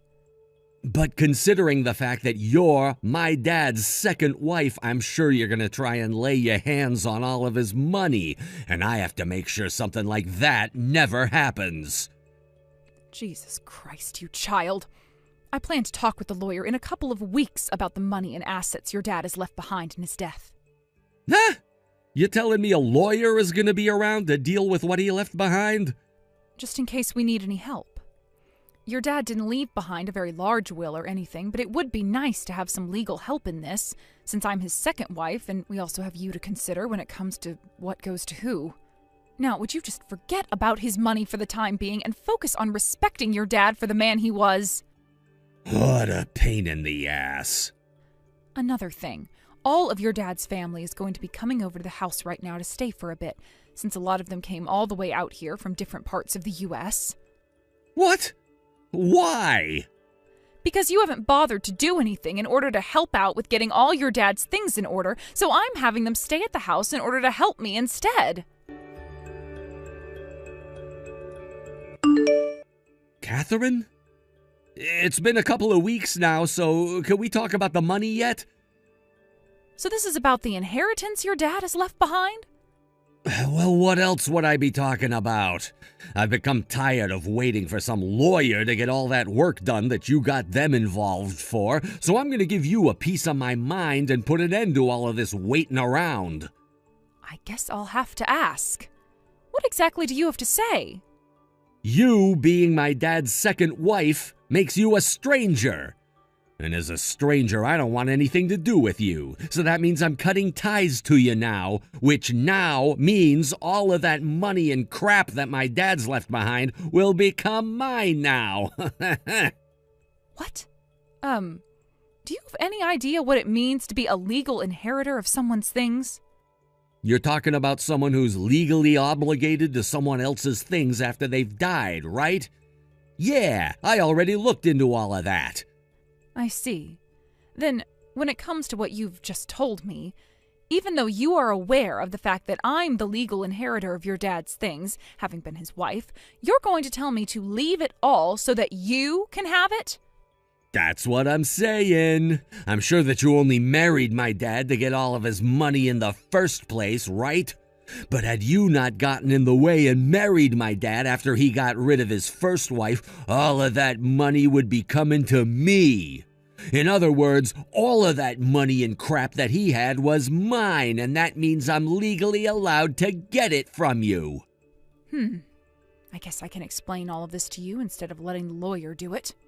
What are you talking about? I'm not going to listen to any more of your excuses. I'm sure you're not going to, and I understand that. Then please allow me to say this one last thing to you before I go. Did you know that when I got married to your dad, he and I got ourselves a lawyer who made it so that I would not be given access to any of his money and assets after he passed? Wait, are you serious? I know that neither of us had said anything to you about it this whole time. But I happen to have a company of my own right now, so I have no need for any of your dad's things. Well, what the heck? Then there was no reason for you to get a dang lawyer involved, now was there? It's already been decided that everything will be going to me, so all I have to do is go and get what's mine. But William, do you not know anything about this yet? About what? Your dad and his previous wife had a daughter together before they separated. What? She had her just before you, which means that she's around the same age. 28 years old now, if I'm remembering your age correctly. He and his daughter kind of stopped talking to one another long ago because of reasons, but that didn't stop her from being his daughter, and that did not erase her from the will he wrote regarding what he left behind. Huh? By the way, during the funeral, she was there, and she even went up to say one last goodbye to your dad while he was in the casket. I'm sure she was even sitting with all your dad's family there. Hold on a sec. You're telling me that my dad and my mom both had another girl before she left, and that's who that girl is? That's right. However, your mom took custody of her in the divorce and left you to your dad, and that's why you never really heard anything about her. And I think that was what both your mom and dad wanted to happen. Now, the reason why I asked you to get a lawyer involved in all of this lies with what I just told you. I was worried that she would be coming back to look for her money from her dad, and that would lead to some confrontations with you, and so I wanted a professional around to help straighten things up. The thing is, though, I didn't think the only person who would be causing so much trouble would be the young man I'm talking to right now. That lawyer will want to talk to you in 3 days, so when he's around, please listen to everything he has to say about what's been left behind and what is yours. I am not going to let this happen. Why am I not allowed to get any of my dad's money? I'm my freaking dad's son, am I not? At the very least, shouldn't I be splitting whatever my dad left behind with that daughter he had with my mom? My sister, I guess? Why the hell is it only her getting all of my dad's things now? And perhaps that has to do with the fact that she actually cared about her dad and became an outstanding daughter for him? Huh? I'm the outstanding child. I'm sure you're not fully understanding everything from the past, but the woman your dad had his daughter with was not your mom, but another woman he married before your mom. But she left him right as she had his daughter, and not too long after he married your mom. But you were already born by the time he married her, so you were just her son that she brought along into his life. I know this will come as a shocker to you in some ways, but you're not your dad's real child. You should kind of already be aware of that, though, right? Your mom wasn't even your dad's first choice, and he got married to her while she dragged you into his life because he needed someone to comfort him. Then, after a while had passed and you had turned 20, your mom left this world and both your dad and you, right? Your dad was again single, and the loneliness made him turn to me a few years after her death. And that's why I've been his wife and your mom for the past 5 years. That's the whole story I had been told by the lawyer. Does all of that sound correct to you?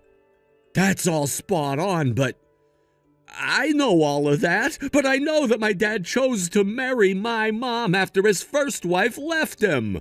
Which means he should be totally fine with me getting all of his inheritance as his son, right? What? What? William, your dad never legally adopted you as his own son, right? What?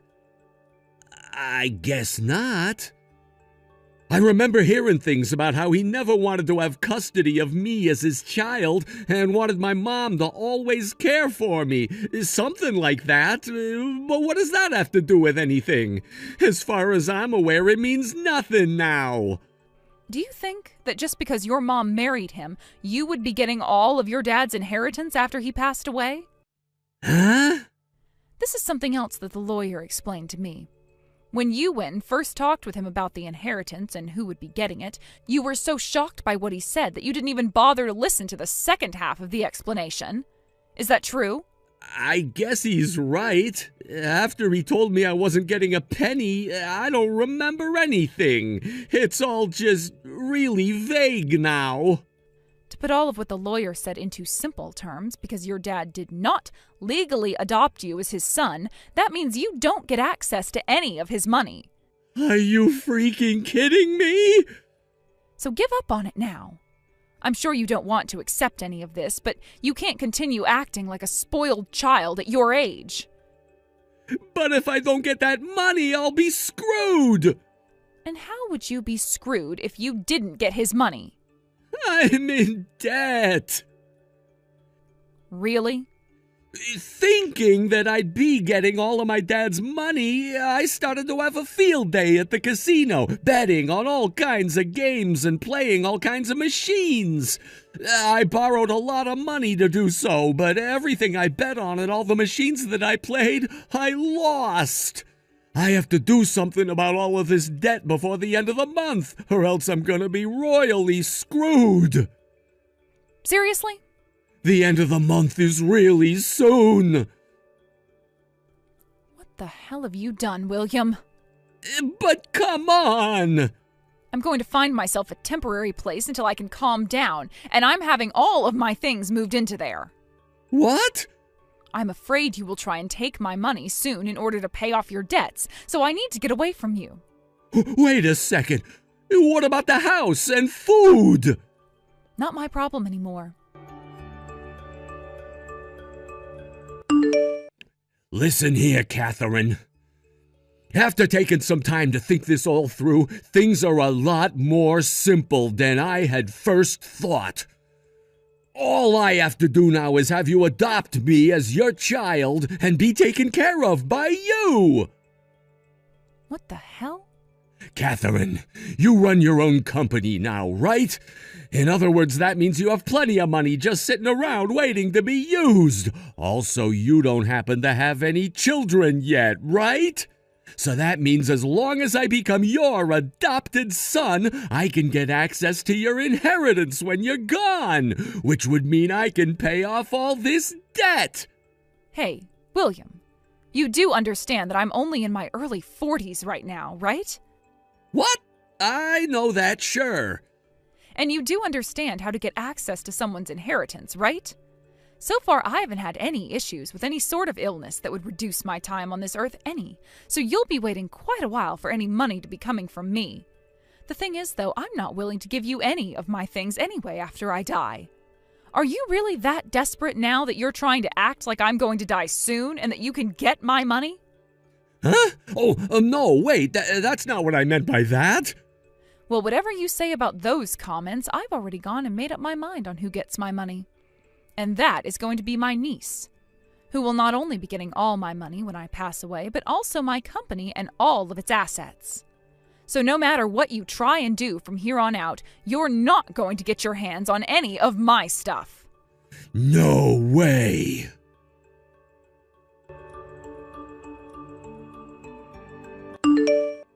Catherine, I just got an idea. And what could it be this time? That niece of yours that you were talking about yesterday.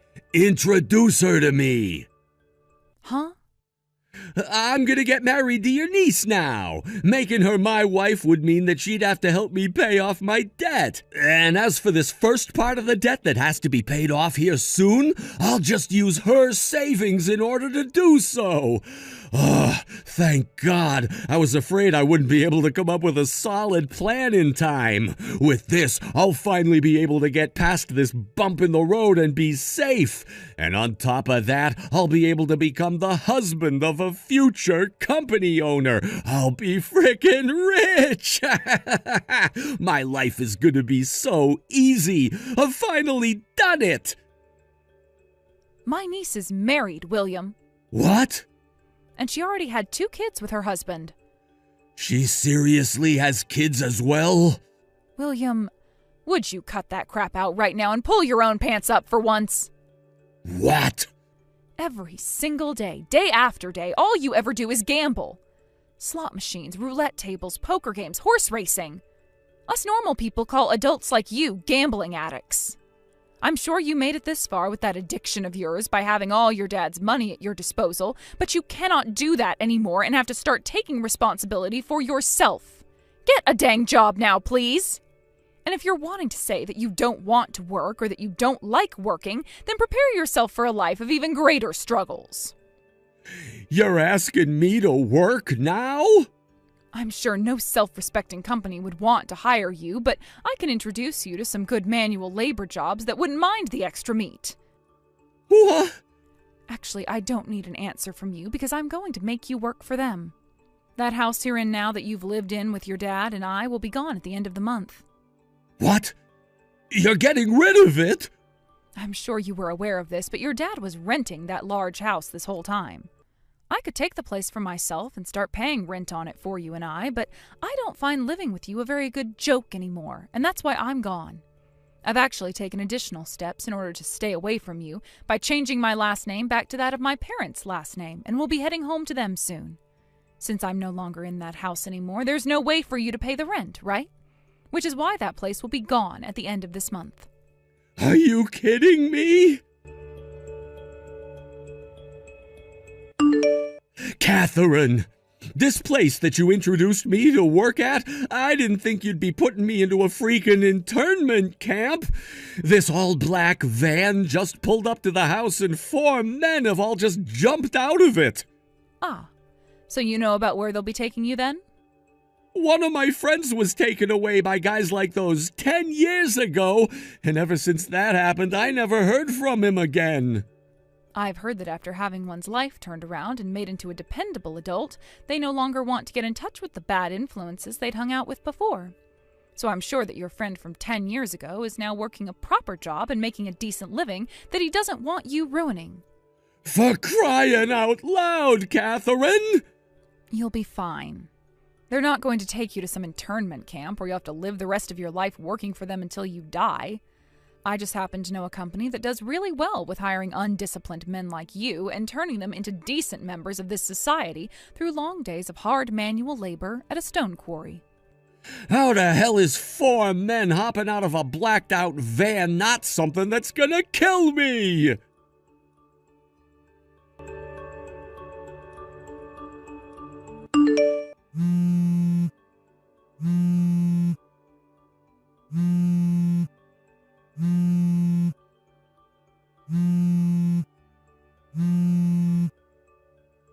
Catherine! Hey, I'm in seriously bad trouble now here. I didn't think that having to work all the way out in the middle of nowhere could be this bad, but it is.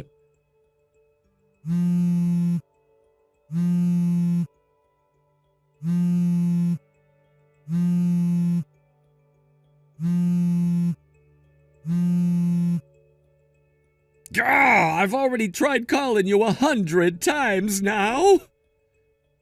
Come on! Help me, please!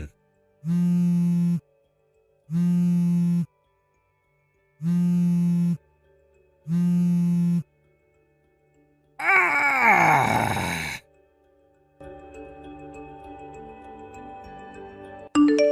On the day that the all-blacked-out van pulled up to get William, he was only just getting out of bed, and so when he noticed the van and made a run for it, he only had his boxers on. The only issue for him was he weighed close to 300 pounds due to never being active and always eating junk food, so he only made it close to 30 feet from the house before collapsing. And as he flipped over to see who was coming, the largest of the four men, who was muscle from head to toe, lifted him off the ground and threw him into the back of their van, all while William screamed like a little girl. He was forced to start working in the quarry the moment he was dropped off there, but they forgot to take away his phone, and that's what led to him spam calling me all night long. And during the following day, when he was still trying to get in touch with me, his boss saw the phone and became furious with rage. As a sort of a side note to all of this, William got himself into $35,000 worth of debt from gambling. I suppose as long as William is able to continue working for that quarry without dying of a heart attack or stroke, he'll be able to pay everything off. As for myself, I've begun to calm down little by little, but with the thoughts of my late husband still running through my mind, I've felt lonely.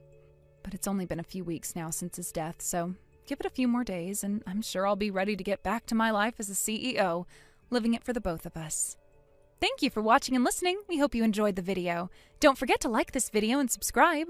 Also, feel free to leave a comment about what you thought of the story. We look forward to seeing you at the next story. Oh my God, Martin, do my eyes deceive me? Or did I just walk by you a second ago? I thought I had a stalker on my hands. Yeah, I had a feeling it was you that I saw. Wait, you're not really stalking me, are you? Considering that 7 whole years have passed since you broke up with me in one of the worst ways imaginable, no, Una. I would sooner go out of my way to avoid you, rather than follow you around.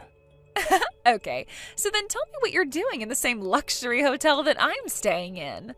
This is the last place I ever thought I'd bump into my broke loser ex-boyfriend. I bet this place costs more a night than you make in a year. Is that what you did? Did you save up all your money for the last 7 years just to blow it all on a 1 in a million chance to run into me here? I wouldn't put that past you. Poor people have done dumber things with their money. I see you're still under the impression I'm a broke loser. Yeah, well, I mean, you are a broke loser, so... Listen, Una, I told you all this at the time, but let's refresh your memory. The reason I quit my job at the company I'd been with since graduating is because I wanted to get my own company up and running. Yeah, I totally remember that. What's your point? Let me guess, you thought you were finally ready to make the big launch, but then realized you were way in over your head and fell further and further into soul-crushing debt. Am I right? Don't tell me you already declared bankruptcy. I tried searching online for your company's name a while back, and you know what came up? 0 hits. And that's what you are, a zero, a broke loser, like I said. I'm not really sure what you're talking about. My company is the top result when you search for the name. Oh, right. Sure. Well, I hate to break it to you, but I definitely did search for your stupid company's name, and it definitely returned 0 results. So, unfortunately, I see through your pathetic lie. And like I said, every single search engine I know of returns my company's homepage as the top result when you search for the name. What site are you using anyway? Are you sure you're spelling it right? But enough about you. Let's talk about me. Guess what? Last month, I got married to a super rich, high-powered businessman. We're gonna have a ceremony in my husband's hometown, and we came out here to do some planning with his parents. And we thought that since we were coming all the way out here, we might as well stay at the biggest, most luxurious, most expensive hotel in the city. It feels so great to be treated like the princess I am. He's totally different from a certain broke loser ex-boyfriend of mine. I won't name names, though. What a day. I get called out here by a client for a meeting, and no sooner do I get to the hotel than I run into my legendarily narcissistic, veritable comic book villain of an ex-girlfriend in the lobby. I just can't catch a break. I knew it. You're not staying on your own dime. You could never afford a place like this. The CEO of a firm that's one of my biggest clients invited me to come out here for a private gathering. We work together a lot, so we've kind of developed a relationship in our off time as well. A CEO, you say? Sure. I bet it's some failure running a bankrupt company that's just trying to save face by putting you up in a sweet hotel. Careful about ordering too much room service. You might just spend the company's last dime. Losers always stick together, don't they?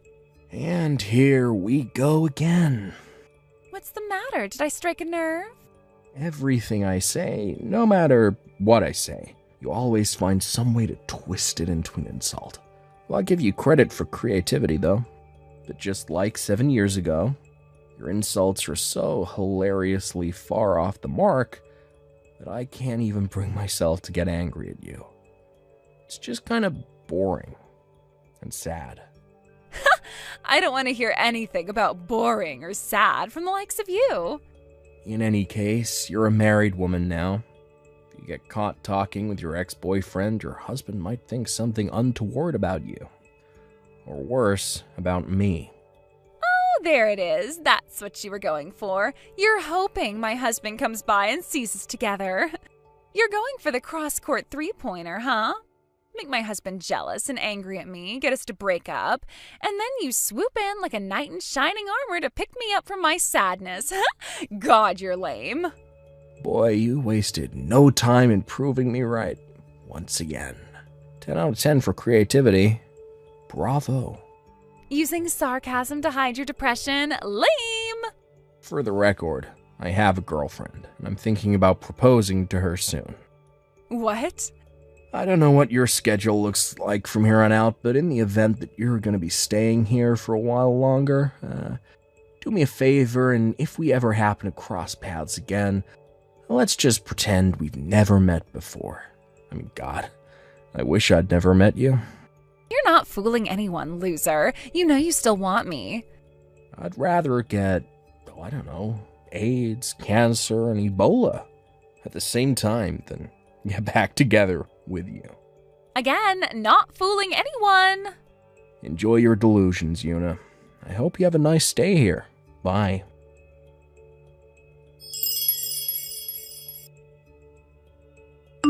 Hey there, Martin. You alright? Huh? Oh, Isaac, it's you. What's up? Nothing serious. There's just something odd that happened downstairs a minute ago. I'd gone down to the lobby to take care of some business, and I'd stopped by the executive lounge to grab a drink before heading back to my room. And while I was there was this woman, talking in a bizarrely loud voice, the guy who looked like he was probably her husband.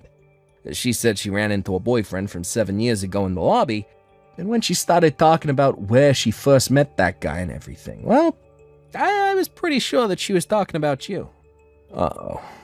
I thought, I don't know, maybe something bad had gone down with you, so I thought I'd text you.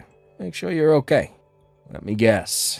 Did this woman use the phrase broke loser a lot? Yeah, like every other sentence. It was kind of weird. I mean, all the other stuff like the university and time frame fits you to a T, but you're not a loser. And you're definitely not broke. That woman has an ability to get lost in her delusions like no one else I've ever met. In fact, the reason we broke up 7 years ago was precisely that. She couldn't get over her own delusions. She even just texted me, just now, to take the opportunity to call me a broke loser 4 times in as many minutes. Wait, you mean your old girlfriend still has your phone number? You didn't block her number? Well, we got a lot of common friends, so it's actually pretty hard for me to completely get rid of her. As for not blocking her, I don't know. I just felt like it would be safer for me to be able to keep tabs on what she's up to. Wow, well that's fantastically bad luck for you, man. And there's one more thing I wanted to ask. This ex-girlfriend of yours, do you know who her husband is? No, I don't.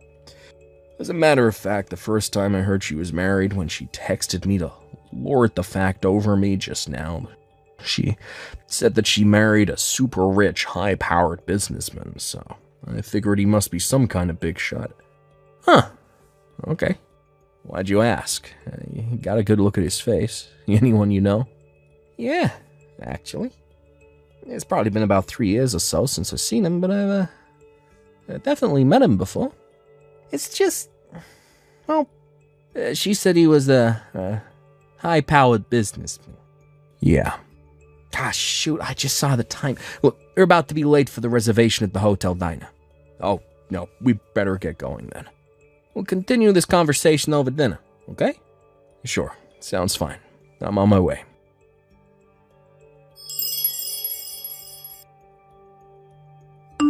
Hey there, Martin. What you up to right now? I'm up to anything that prevents me from speaking to you right now. Let me guess, you don't have enough money to pay for your room, so you're working it off in the kitchen? That's what you get for quitting a stable, high-paying job to start some stupid company on your own. I'd say you're making no more than $20,000 a year right now. Am I right? Who am I kidding? Of course I'm right. What kind of loser makes just 20 grand a year? That's not even poverty wages. That's like third world peasant wages. For the love of God, Una, could you possibly go one day without dragging me into some psychotic fantasy you have? Maybe I can get my husband to give you a job cleaning toilets at his office. Well, speaking of your husband, the CEO I told you about who invited me out here is named Isaac Treywell. You ever heard of him? He tells me he is actually familiar with your husband. Really? Is he the CEO of the company that cleans my husband's office? I'm gonna have to get my husband to change custodian companies. What kind of third-rate businessman doesn't come up and say hello to the people who pay his salary? No, that's not how they know each other. Actually, back before your husband went independent, he used to work at Isaac's company. What? Wait a minute, my husband's old company? But that company was one of the biggest in town. Not just in town, in the whole state. You know the CEO of that company? I told you he was a client. I also heard that your husband is moving back to his old town. Well, that's news to me. Yeah, well, Isaac seemed to know about it. It's a pretty small industry. It wouldn't take much time for news like that to make it from one CEO to another. But that's impossible. My husband's company headquarters is downtown. Well, yeah, for now. But the word on the street is that he's closing that business down and going back to the city he was born in. What? Your husband's town is about 20 minutes from here by car, right? I don't get it. What are you trying to say?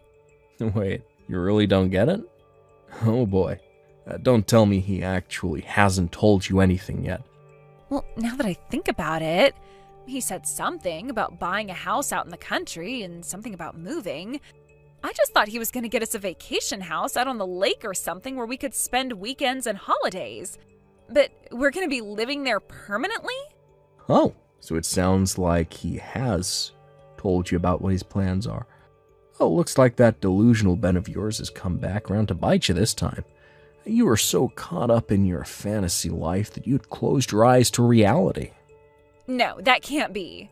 But I wanted to be married to a high-powered businessman. What's going to happen to me now? I'd say you should probably talk to your husband about that. I'm just telling you the information that I got third hand from someone who heard it through the grapevine. No, I thought I had finally made it. I thought I was set for life.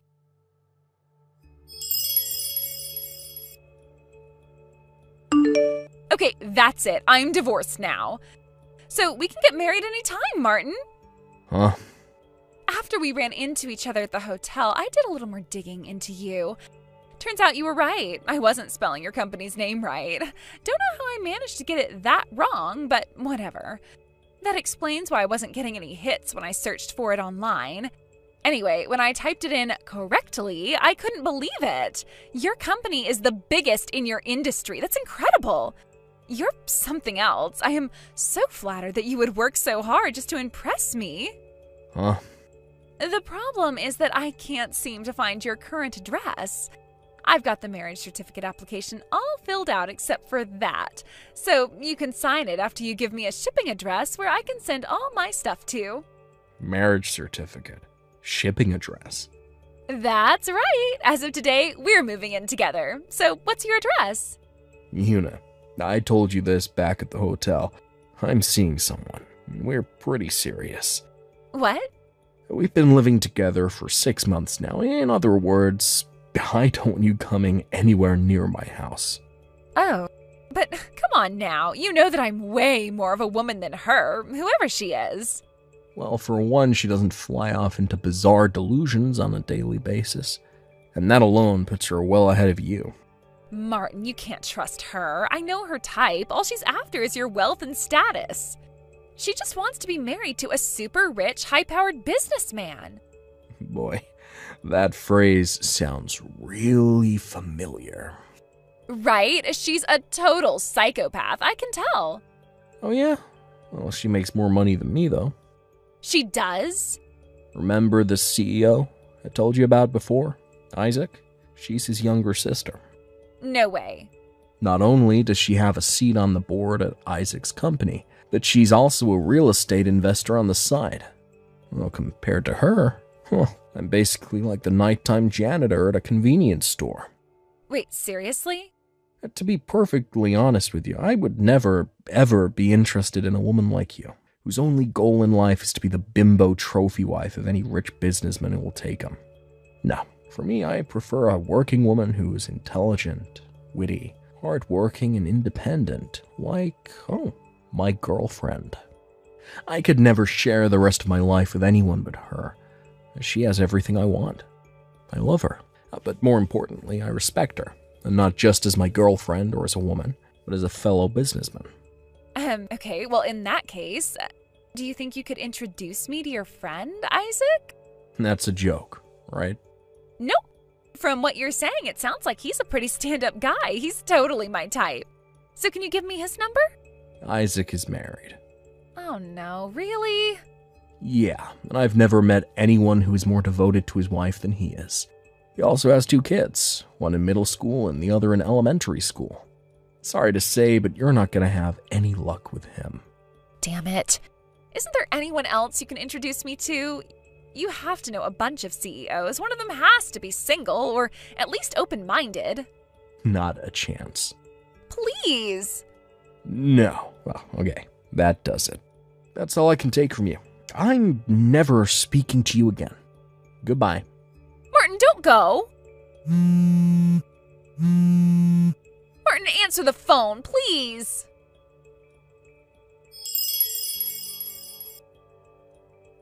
I heard about what happened next from one of our mutual friends. Apparently, Una was so certain that she and I were going to get married that she told her husband that she would pay him off to let her go without a fight. She wasn't too concerned about the money since, again, she was positive that I was going to foot the bill for her. So, without so much as talking to a lawyer, she offered an incredible amount of $50,000 as a parting gift, and even signed a contract binding her to fork out the money. Now, a contract like that is most likely unenforceable in court, and there are probably 1,000,001 ways to get out of it, but I think I'll keep that information to myself. The whole incident really got me thinking.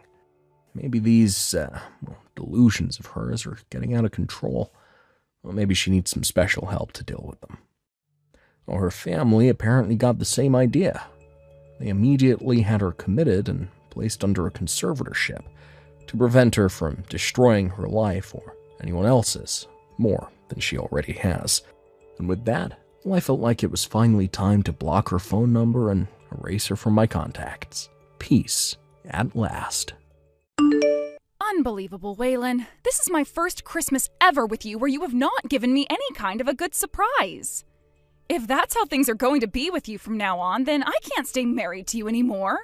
Aurora? What's going on here? You're talking about wanting a surprise for Christmas? Well, I'm still at work right now, so... I don't want to hear any of your excuses for it. Did you really think that something like this would make me happy? Or did you think that since this is Christmas, you not giving me anything at all as a surprise would be forgiven by me? Absolutely not, Waylon. This right here shows me that you have scammed me in this marriage. How does that mean I scammed you? I'm sorry, but I haven't even had a chance to do anything for you yet, so how could you already be saying I've scammed you? Don't even try to act dumb with me. I have all the evidence I need now, so there's no escaping this. Evidence of what? How could you even have evidence? You're the one that thought that surprising me by saying you were coming out would be a good thing, and set it all up with all sorts of evidence just laying around. So why are you asking me about it now? I have literally no idea what you're going on about right now, Aurora. What do you mean I surprised you by coming out, huh? Did you really think something as bad as that wasn't going to make me upset? All I wanted was a surprise from you with a gift I'd always been wanting, but this? And I'm saying that I haven't even been home to do anything yet. Until you come to me and apologize for what you've done today, I'm going back to my parents' house. Huh? And until you're here at my feet begging for my forgiveness, I won't be responding to you. Bye-bye. Matt, I have wonderful news for you. You again, Aurora? What do you have to tell me? I thought you were going to be spending the holidays over at your house with your husband, right? Yes, and that was what I was supposed to be doing. But he came out of the closet with something crazy. What? What all happened there? I have something I need to show you right now, so I'm going to make my way over to your place, all right? What? You want to come over here right now? Your wife left the house 2 days ago and will be gone for some time, right? Even though it's Christmas and the time of year when she should be at home with you. That's true. She told me her mother had a bad fall and ended up breaking her pelvis. So, for the next 1 to 2 months, she's going back to be with them in order to take care of her mother. Well, that's the excuse she gave to me anyway, but I know that she's really heading out to see another man and stay with him for a while at a hotel. Well, that's lucky for you and I then. Now, we have plenty of time to show just how much we love one another, and we can do it with freedom inside your place. Absolutely right. So, would it be all right if I came over to your house right now? Of course, get your cute little behind over here. I'm going to be bringing over some dinner for us to have, and then after that, you need to show me who's boss. I hope it's gonna be pizza, because eating one of those will give me enough energy to last all night.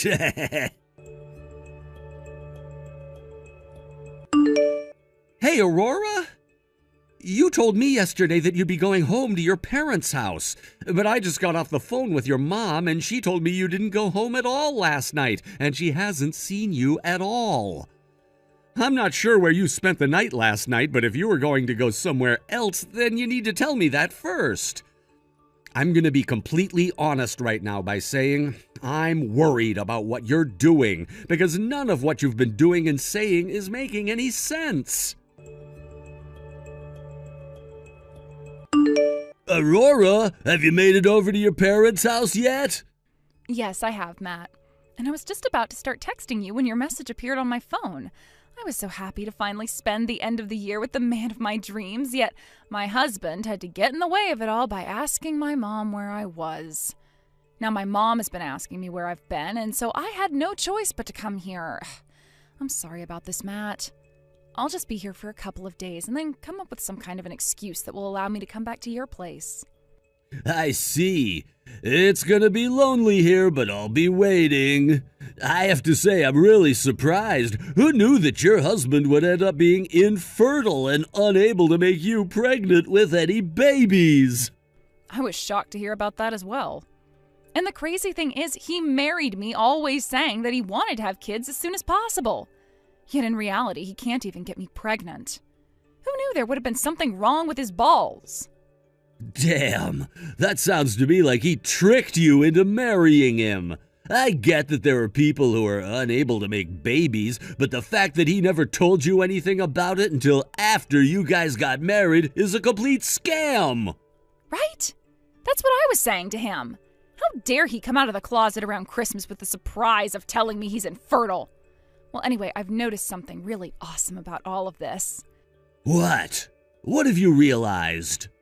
My husband hid the fact that he's infertile from me so that I'd become his wife, right? That right there is more than enough reason for me to get a divorce from him, whether he wants one or not. All right, okay. And if I'm already able to get a divorce without needing his approval, do you know what else I could do? What? I could get a settlement as well. Oh. And if by some chance he was able to find out about my relationship with you, I'll tell him it was my way of getting back at him for scamming me into marrying him. I won't be able to get a settlement from him, but I'll at least be able to still get the divorce and say goodbye to him forever, right? Understood. And now that I'm thinking about it, I know that my wife has been cheating on me as well. I think that would mean I could do the same thing as you and say that I started having a relationship with you as a way of leveling the playing field, and I could also get a divorce.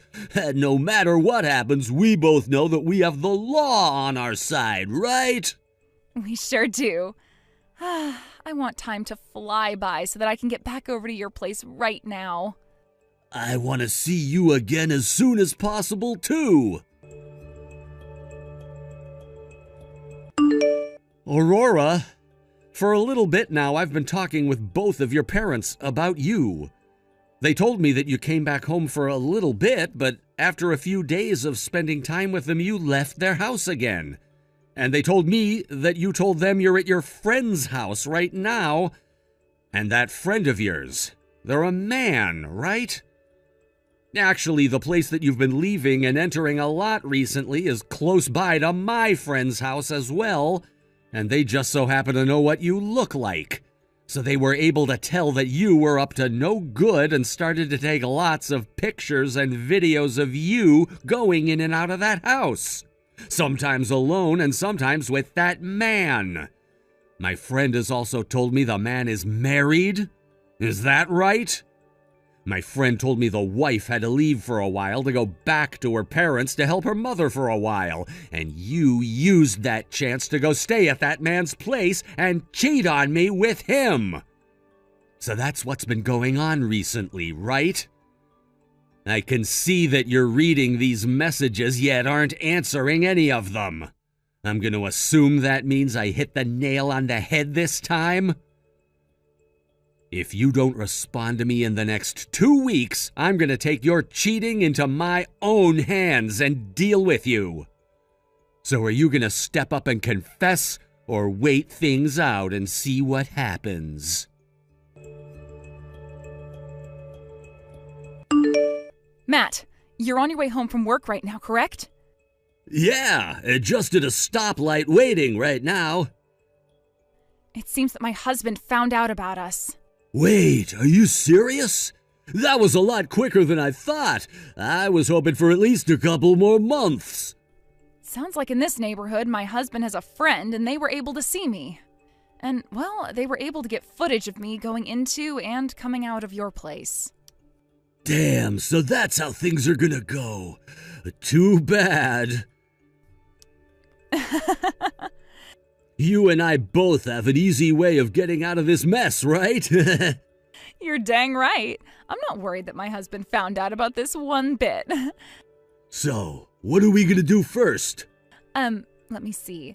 My husband has given me 2 weeks to reply to him before he acts, so how about you and I just keep doing what we're doing and enjoy living with one another in your place right up to the 2-week mark? Sounds good to me. Ah, the lights turned green. Gotta start driving. I'll be home in a few. See you soon. Aurora? It's been 2 weeks now, and yet you haven't responded to me with anything, have you? It's been a whole month now since you left the house, all upset with me over something I still don't quite understand yet, and I'm tired of being ignored by you. Well, it's not like it really matters anymore if you're willing to confess to me or not about cheating, because for the past 2 weeks I've continued to rely on my friend to get evidence for me. The only thing I can really do now is act. What do you want? It's not like you're any better than me after what you did. So stop talking to me like you're some perfect partner. Aurora, so you still seem to want to pick a fight right now. Well, with the way you're talking to me, I have no choice but to feel attacked. You went and married me with all kinds of secrets that I finally found out about and am pissed by. Are you going on about that surprise you said happened over Christmas? When I got home that night from work, I noticed you opened up an envelope that came from Hospital S. Was what you found in there the surprise that you were talking about? Of course that's what I'm talking about.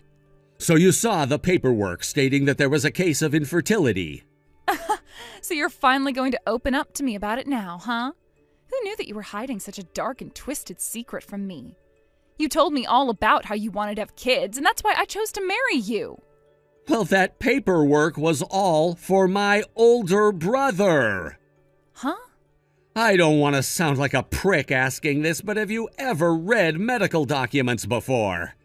At the top, there's a few boxes stating the name of the patient and when they went in to have a procedure or examination done. What? I mean, I guess with him being named Wayne, you may have mistook that for Waylon and thought the papers were for me. What? So did you read the name on those papers or not?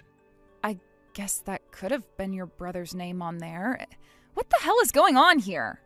Why would that kind of paperwork be coming to our house and not his? Remember how I told you that after 3 years of trying with his wife, they were never able to make any babies? Well, we all concluded that there was something wrong with either him or his wife, and so they both had testing done on them. But my brother and his wife are both living at my parents' house, right? He was worried that if the hospital sent paperwork like that back to their house, they would come across it and freak out over the news. So after talking about what to do with his wife, they decided to have the paperwork sent to our house and that they would come and pick it up later. I guess I forgot to tell you that was going to happen. What? What the actual hell? Then that means you're... As far as I'm aware, there's been nothing wrong with me ever since I married you. What? And if I remember correctly, it was always you badgering me about how you wanted to have kids right away, and I just agreed that we could try after we got settled in. I did, however, go and get myself tested, though, before our wedding, just in case there was a chance I was infertile, because I didn't want to hurt you. Are you kidding me? I have the paperwork saying that I'm fertile. Actually, I have a higher than average sperm count, which should mean I'm more effective. Did I never tell you anything about that? Don't tell me, Aurora. Did you seriously think that I was infertile and that I hid that fact from you in order to get you to marry me? That must be why this whole time you've been talking to me with such a terrible attitude and have acted like I'm the one to blame for everything now. And let me guess, you thought that you cheating on me would go unpunished because you felt that it would be leveling the playing field between the both of us because you thought I swindled you? About that, Waylon. Bullseye. Well, due to what you had done back then, I was never able to give you the surprise I had in mind for you for Christmas. However, I've changed my mind now, and the real surprise that I have for you now is divorce paperwork. Hold on a second, Waylon. Later on, I'll be going to see my lawyer, so please do a very good job at filling all your parts out. I would hate to have to do everything all over again and see you once more. And by the way, you're going to have to pay me a settlement now, so don't try avoiding that. Now I'm getting out of here. Goodbye forever, you bitch. What? Hold on. What do you mean forever? Are you serious right now? No way. Matt, what am I going to do now? I made a major mistake. What? That paperwork that came in the mail from the hospital, it wasn't for my husband. It was for my husband's older brother, and he's the one who's infertile. Huh? What the hell are you talking about? Due to the fact that my husband's older brother lives with his parents, he wanted to have the paperwork sent to our house in order to hide the results from said parents. I didn't know about that and proceeded to take the envelope and open it up. I didn't take a really good look at the name up at the top and just assumed it was my husband who was infertile. Huh? And my husband told me he's not infertile. Actually, he has an above-average sperm count. What did you just say?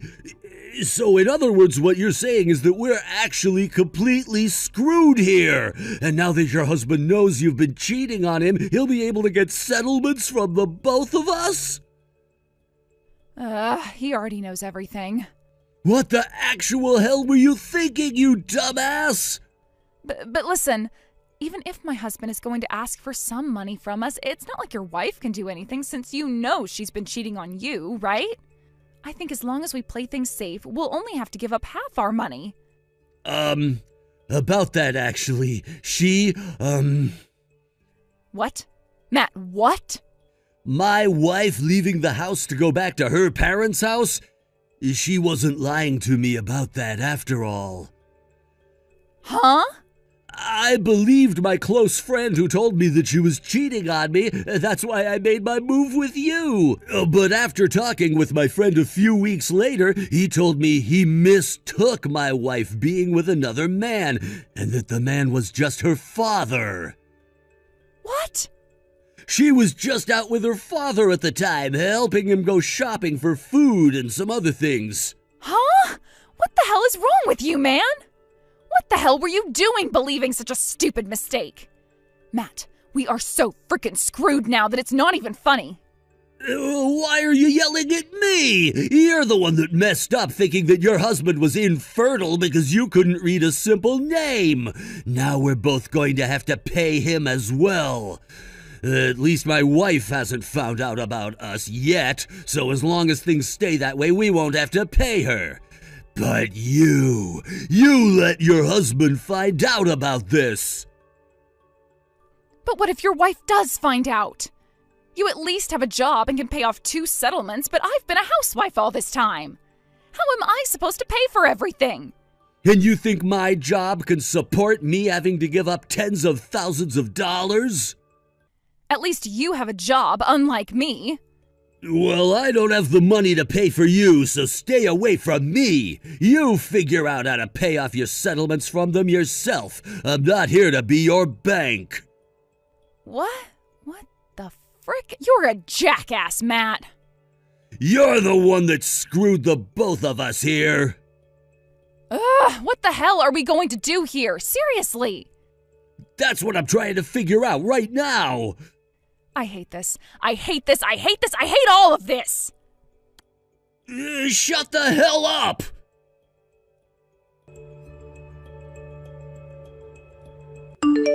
A few days later, with the help of my lawyer, I was able to get settlements from the both of them. And of course, I made sure to get in touch with that guy Matt's wife, and the both of us went to them asking for settlements at the same time in order to crush them. When I first told her about what had been happening, she had no clue her husband had been cheating on her and was in complete shock and denial at first.